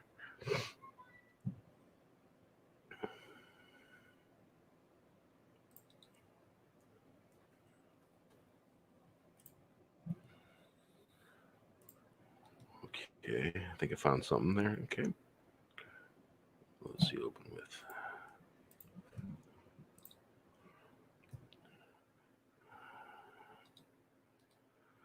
Okay, select all. All right.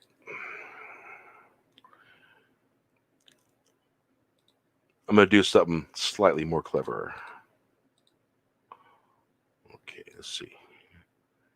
Let's make that transparent. There we go. Okay, and let's resize. 45. Perfect.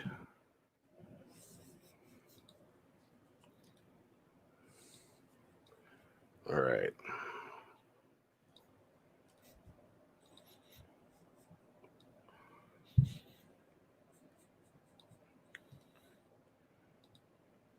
This is going to make you laugh a little. It's probably the only way I can show this image. You gotta cover it up. Oh, you have to, yeah. Yeah. All right, now. Select all. Copy. And honestly, I did it that way so it wouldn't look like complete shit. Yeah. Got to uphold some standards, you know what I'm saying? Darn right. So your year anniversary live stream here. You gotta show them you've learned some tricks in a year.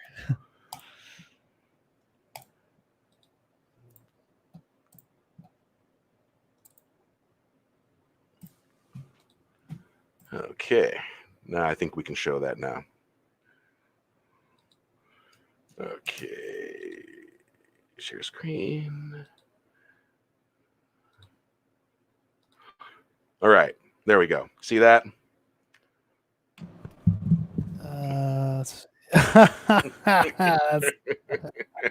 There you go. All right. Now picture the logos of me not there. And they're showing it to the world in this movie. And it's PG-13. Not PG-17, PG-13. That's PG-13, folks.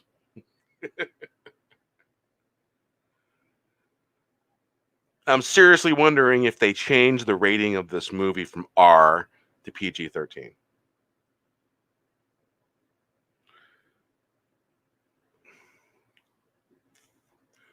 The Porky's movies were great, for sure.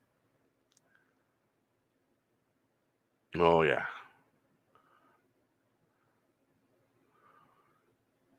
So, yeah. That's funny. Yep. So, yeah, so that's it right there. Yeah. And we'd love to show you the other version, but, I think if I just put pasties on, I think I would get dinged. Yeah, I think so. Yeah, I think I would definitely get dinged. This way here, I did it that way. I figured it would be slightly amusing. But yeah, and I'm sure there's more. I'm sure there is more.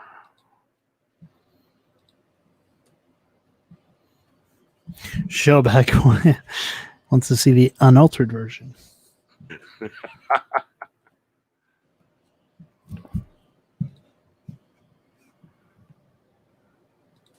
Hey there, Tommy. Tommy, you're back. Parrot Head, that is from National Lampoon's European Vacation. Christ. Which is rated PG-13. Yeah. Can you guys hear me okay? Yeah. I can hear you. Okay. So what I was going to say, I don't know how much time I got with this crappy internet, but what happened was the original company did all the way up to Vegas Vacation, and there was a secondary company called J2 Communications that actually did National Lampoon's Loaded Weapon 1, Senior Trip, Vegas Vacation, Golf Punks, Van Wilder, Replicate, Blackball, and Jake's Booty Call. They were all still considered National Lampoons, even if they didn't always have it on the title. Some of them did, and some of them didn't. Oh, wow. But they were all considered National Lampoons. Like I don't even know if my video camera is actually showing up or not. Actually, But- it is. Yeah. Okay, so as you can see, let's see if I can get them all. I've got them all sitting right there. Oh, yeah. And all of these are actually, even though they don't have it on the Vegas one, it is still considered National Lampoons because Okay. it's a continuation of the story. Now, it's just the company title was then? actually. Most of them are titled National Lampoons. Most of them are, but there's a few that aren't. There's one called Replicate, one called it Blackball, and the Vegas Vacation where they didn't put National Lampoon's name up on the banner, but it's still considered part of the National Lampoon's film franchise. Now, when National Lampoon Incorporated took it back over around 2003-ish, and the first one they did was Gold Diggers, they started putting National Lampoons on the front, all except a few once again, even though it was under National Lampoons. Going Distance, The Almost Guys, Electric Apricot, Beach Party at Threshold of Hell, Transylmania, Wow. Cheerleaders Must Die, Racco, Frat Chance, The Legend of Almost Maximus. All those were under National Lampoon Incorporated in middle of 2003, but they didn't always have the National Lampoon's title on it. Huh. Wow. Wonder why they were able or were not able to do that. Use the title. I am not 100%. I'm not 100% sure. They just either chose to or not to. Maybe they were thinking that if they didn't put National Lampoons, they would get better exposure for the movie or something. Or Yeah. maybe because it did a little bit more than the rest of the series. Like they, Christmas Vacation. Yeah, National Lampoon on it. Oh, you're cutting off, Tommy. Yeah, you're cutting out again.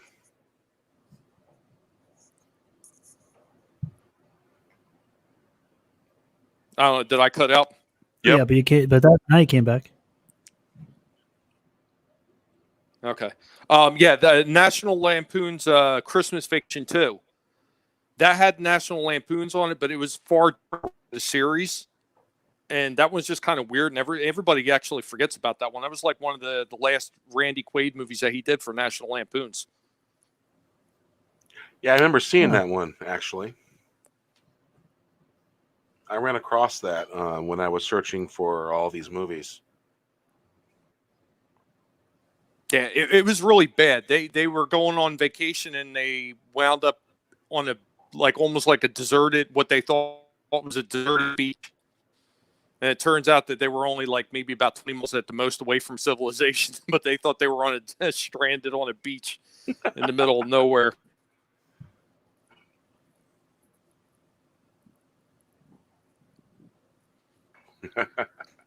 So are they still around as a company right now? National Lampoon? Well, yeah, this is starting to already break up really bad. Yeah, but they, as far as I know, they still are. The last movie they put out under National Lampoon's Incorporated was 2015.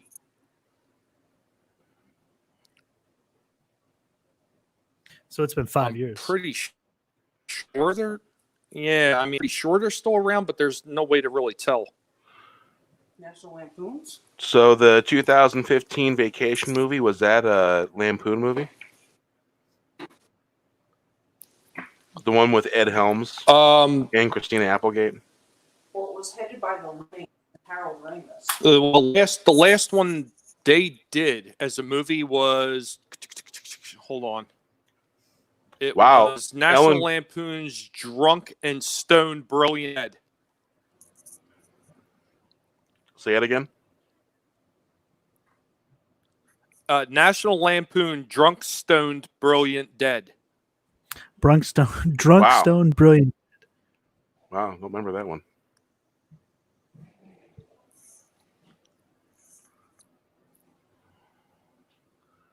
Yeah, because I picked up the Vacation movie from 2015, and I haven't been able to get through it.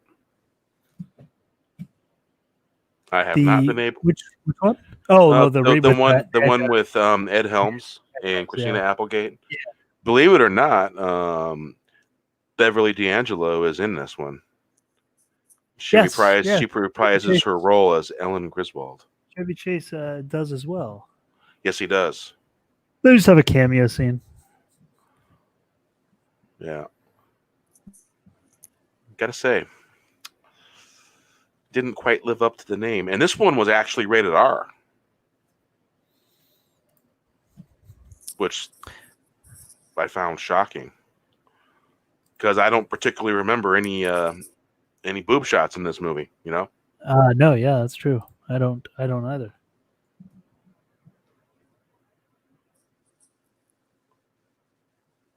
Yeah, I don't remember that either. Yeah, under the original company, under the original National Lampoons, when their first run with the company, they actually only did 6 films. Oh wow! Oh, because the studio on this one's Warner Brothers. Was Warner Brothers always involved?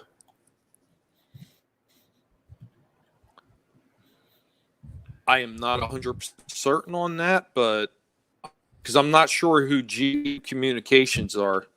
I'm assuming it's probably just a subset of Warner.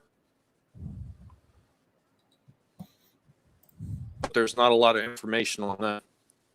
Hey. The Bridge of the Enterprise. Recognize that? Yeah. Yeah. Make myself. What's up, Mikhail? How you doing? Hey, what's up, Mikhail?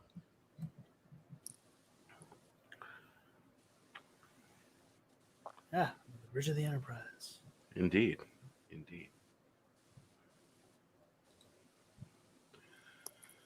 So, yeah, them vacation movies, man. I really like those. You know, matter of fact, Yeah, they're classic. Yeah. I mean, some of the buildings that in Europe when they filmed, some of these places looked like they were actually pretty bad looking. Yeah. They really made a bad hotel in Europe look like a really bad hotel. Yeah. There you go. That's for Shellback. What is that? Turtle wax? That's Skull. Skull. Ah, there you Porky's go. the Ultimate Collection. Oh, look at that. That's pretty cool. Is that a hologram? Hologram, yeah. That's cool. Yeah, on the front of the box.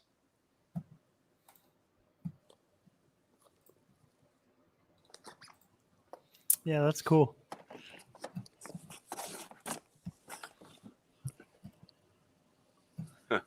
Yeah, I mean, the first thing I do whenever I talk about my movies and review my movies, the first thing I do is I look to my video library of what I have first. Always. Yeah, it'd be cool to do like a video series on all the 80s cartoons. Maybe I'll do that some. Yeah, it's not a bad idea. Yeah, I've been doing it now for. It's all retro God, what stuff. have I've been doing it now for 5 months, I think. Yeah. Doing it. I want to say something like that. Yeah, now you're kind of forced to do, all the retro stuff because there's nothing new coming out, really. Nothing like Griswold trying to drive down the Nothing right that I'm side of the interested road in. when it's left side driving. Yeah. He keeps going around the roundabout over and over. Why are these people driving down the wrong side of the road? It's like, okay. Yeah, they drive on the left side of the road there. Yep. Yeah. Oh, those are great movies. Oh, Parrot has a good question for you, Parrot. Parrothead, I think I would probably be more of a nerd than well, actually, I know technology pretty good.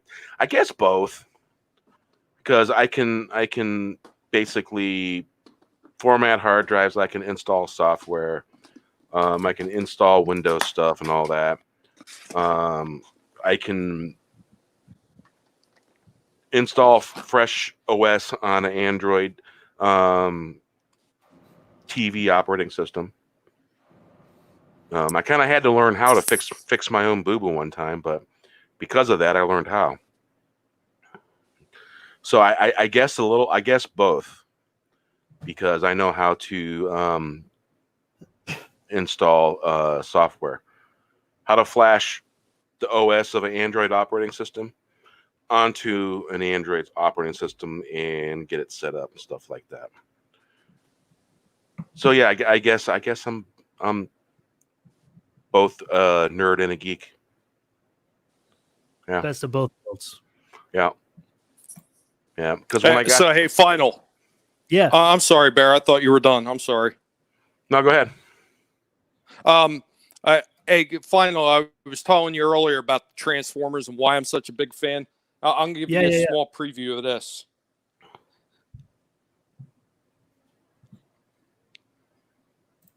Can you even see that? Yeah, we see if it's coming up or not. We see Porky's, the Ultimate Collection. All right. How about now? Is it coming up now? No, it's the same thing. Porky's, the Ultimate Collection. I wonder why that's frozen like that. Yeah.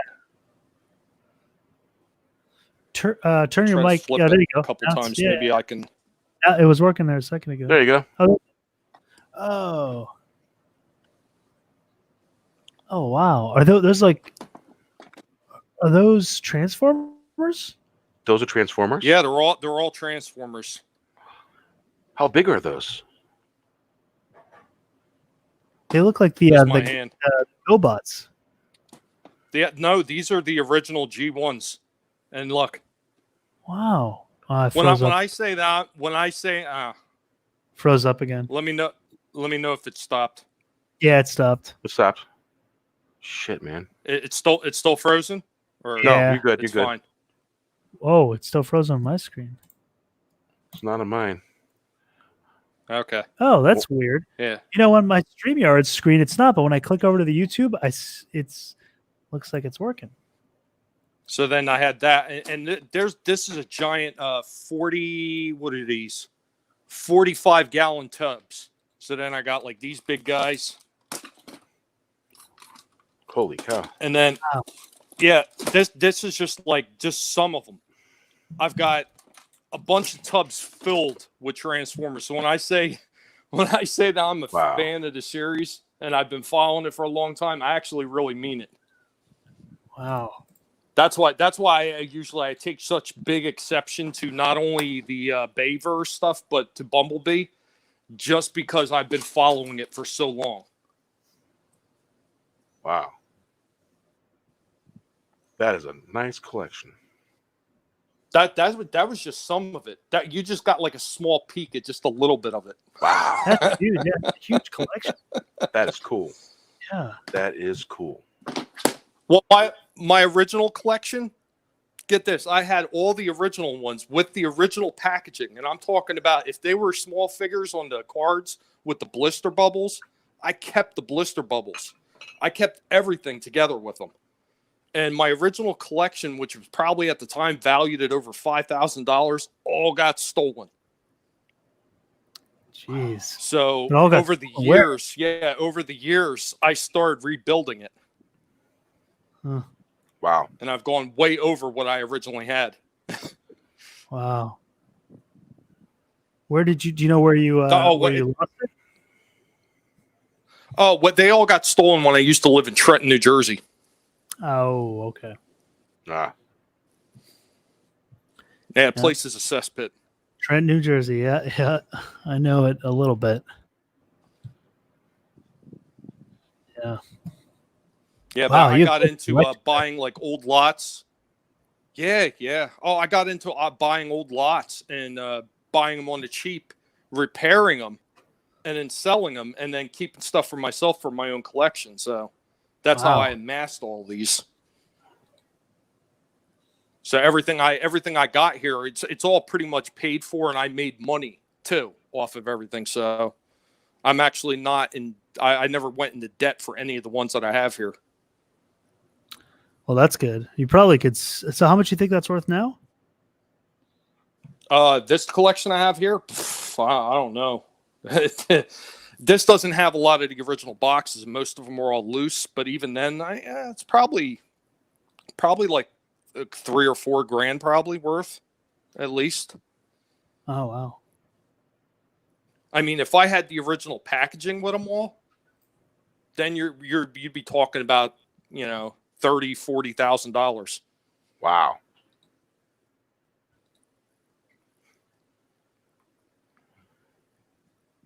Jeez, 3 or 4. Oh my God. Would you ever? Yeah, but all I need is the packaging. I mean, yeah, the packaging, right? Right. That'd be like worthy of a museum's collection. Yeah, I mean, don't get me wrong. I've actually sold some of them off as I've needed money because I make it no joke, or I don't joke around about not having money. When I say I don't have a lot of money, I really don't. So a lot of these things I actually fix up and they sell some of them. So I try not to sell the ones that I want to keep for myself, but even then, sometimes I have to. Yeah. I don't really like it, but you got to do what you got to do. So. Oh, yeah. Yeah, you got to do what you got to do. That's right. At least you have some of that in case you would need to sell it. Now, how would you sell it on eBay, or do you go to a place, or do you know like a? Well, me myself, I've actually made more money on eBay selling them myself. I've actually sold ones that were incomplete and sold them for like a single figure for over $60-$70, an incomplete figure. And wow. I mean, I'm talking like no weapons, like nothing, just like a bare bones figure all by itself, and sell it for over $60 some odd, like in a snap of a finger. Wow. Off eBay. Jeez. Man, yeah, there's a place out here called Frankensons, and it's like a big kind of trade swap, sort of place where they have comics and toys and collectibles, and it's pretty cool. It's a rather large spot. Actually, they just moved into a new building, so it's even a little bigger. But you could do a lot of that kind of stuff there. Where you can take stuff and trade it to the people who have set up like stations there. I mean, you could get your own station if you want to pay for it. And you have a lot of stuff to sell, but you can also take and kind of barter and trade for things. And I've got some friends who have done that, and actually I've done that. I've got a couple things there too. It's a cool place. Is that coming up at all? Yeah. Well, I see a picture of what you were showing earlier. Your case. I mean, that's what I'm seeing. Yeah, flip your camera back. I'm trying to show. Put your camera to front and then back again. There we go. Oh, that's coming cool. up now. Okay, yeah. That's for Parrot Head. Parrot Head asked if I had him. Megatron. That's the gun. Yeah. That's the gun version, right? The one that I had growing up. I had the gun version. That's the exact one I Yep, had. that's and he does not have the orange tip on there either. It's an original. So He what? No orange tip. you know, what's the cool thing about his no, figure? When they made the original Megatron in Takara, did you know that he actually fired plastic pellets? No. Wait, which version was that? Not the one. I don't think the one I had did. Oh, I don't think so. Maybe. The original Megatron right there was actually a remake of what they called the Uncle P-38 special from Takara's micro change line, and that gun actually had a spring-loaded, because the trigger on the Megatron here, he's still got that spring-loaded, and if you pulled the trigger on those old toys, you would feel it click. That's Right. because it used to actually have a firing mechanism in it, and it used to fire out little plastic bullets. Yeah. I don't think the one I had. I don't remember that firing anything. I don't remember it doing that. Now, if it did, Yeah, you would have needed the old micro change ones. Yeah. The old micro change, because I used to. Did you ever see Mallrats 2? the movie Kevin Mallrats. Smith? Oh yeah. Yeah, Mallrats. The second one. He didn't make a second Mallrats. Where He hasn't had a second Mallrats. He's actually talked about working on the script right now. He did a second Clerks movie, but there's been no. there is Clerks too. Mallrats? Yeah, no, there hasn't been Mallrats too. Did they go to U.S. Indoor Flea Market, U.S. Indoor One Flea Market in the first Mallrats? No, they go to the big mall. They go the big out. Oh, they might go to. No, I think they just go to the big mall. In the first There was an Mallrats. indoor flea. There was an indoor flea market. There was an indoor flea market he did in one of his movies, and I for some reason I keep thinking it was Mallrats too. Well, let me see. Maybe they went to an indoor flea market briefly in the first Mallrats, but there's not because Kevin Smith actually just posted on Instagram recently, since the quarantine, that he was working on the script for Mallrats 2 right now. Yeah, for some reason I thought it was though. You know, They might have gone to one in the first Mallrats movie. yeah, because there was a place called U.S. Indoor One Flea Market that he went to in the movie. It was did they get kicked out of? Yeah, they do go to one in the first movie. Shit, I just vaguely remember the scene where they're walking through. I remember like Brody. Yeah, because they were talking to a tarot reader. Right. Yeah. Okay, that's in the first one. Yeah. Yep. Okay. So that indoor flea market, we used to go to that all the time. My parents used to take me there all the time. It was in New Brunswick. It's in Jersey? And in that flea market, yeah, it's in Jersey and New Brunswick. New Brunswick is I don't know, about 30, 40 minutes north of New Jersey off of Route 1. Okay. So it's a big giant indoor flea market pretty much. It's what you would expect. You know, it'll almost look like a bunch of just mini tables or setups all inside this big indoor place, you know? Right. And they used to sell toys from overseas. So they had like the original Lion Go, which was the Voltron lions, the big giant die-cast ones. They used to have the micro change and Diaclone figures from Japan that they used to sell in there. And they were all listed as, you know, like Jaguar, you know, micro change, like whatever his number was, like 003 or whatever it was for the micro change line. And they had the original Soundwave, who was called Cassette Man. And they had like the original Walter P-38 version of Megatron, which was the Uncle P-38. And he originally came in black instead of that chrome finish that they did for Transformers. Oh, really? And they also had a 44 Magnum version. Like, it wasn't exactly Megatron, but it was in the same style, like, you know, the way he transformed. But it was a 44 Magnum with a revolver, you know, like revolver style 44 Magnum. Yeah. A lot of interesting shit they used to sell at those flea markets back then.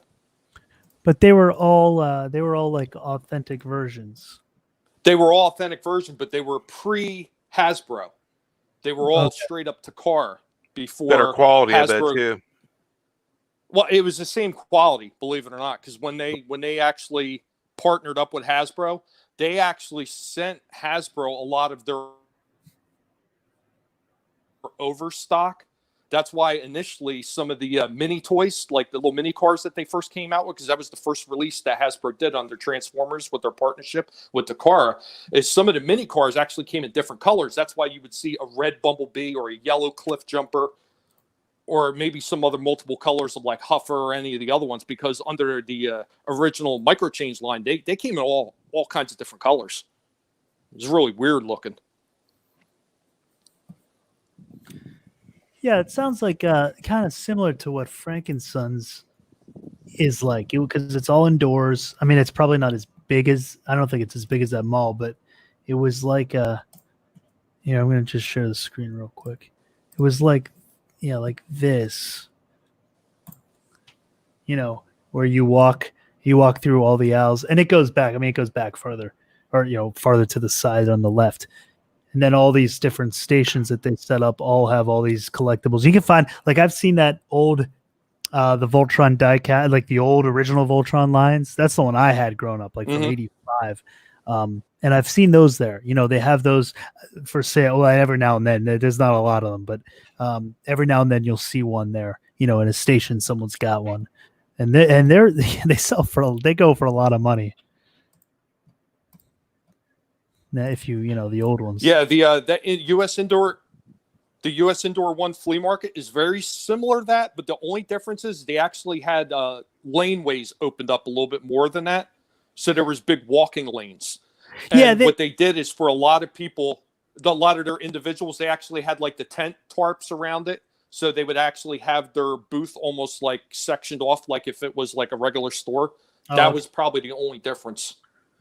Yeah, I mean they do have lanes. It's not really as clear in that picture. I was trying to find a better picture, but they do have lanes. Here, this is a better picture if this comes up.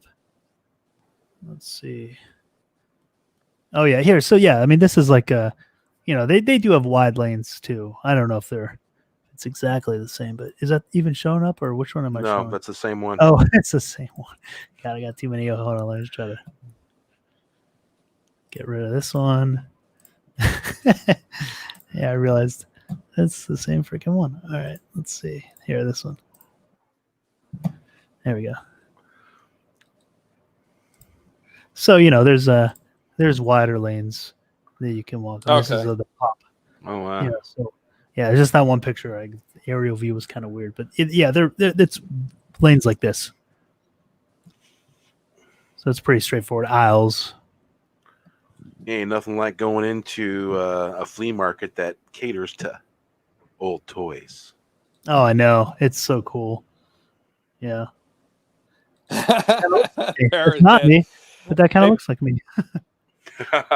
Parrot Head. I actually did a whole video about the original Diaclone and the Micro Change lines too. There's a whole lot on it. I didn't touch on everything, but I touched on a lot of the key points. Yeah, a lot of that stuff is really cool to look into to see what they did. Yeah. Wow. Well, guys, that's very similar. That's very similar. Final. Yeah, it's cool. It's a cool place. I haven't gone since they've remodeled. They just moved like right before this whole thing happened. They moved into a new location, so I haven't gotten to go to the new location. This looks like it's from the old location. The new one's supposed to be even bigger, so I'll be wanting to do that whenever we are allowed and they resume business. And guys, I got to take off. My wife is in waiting for me. Aha. So she's got a movie planned, and she's gonna torture you with a new movie, right? Oh, we've been watching so I know you guys got similar taste in movie. We do, yeah. Actually, it's pretty good. We usually get along with what we like to watch, so that really helps, especially now when we're, you're waiting to watch so much. It's nice to have stuff in common. So yeah. But this has been a good, fun stream, Bear, on your 1 year. So thank you for having me on, Tommy. It's been great to chat with you again. Yeah, a little bit we could. Yeah, I know. yeah. And the chat, good to talk to some of the people. I like Parrot Head. I don't think I've seen you before, or if I have him, he's been showing up in my chats and very good. Drew's chats on the Pegasus Actual show.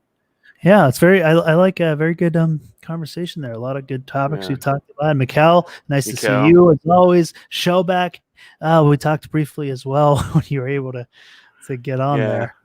Yeah, Drew was here TK. earlier, but he Yeah. had a pre-planned arrangement. Yeah, Drew and Shell. Yeah. So, Yeah. all right, guys. Well, Well, hey, Final, I appreciate you coming by, and Tommy, thank you for coming by. of course. All no you in problem. the chat. Hey, without you, it wouldn't be happening. That's Hail right. to all, and hail to the Phantom Menace. And say goodnight.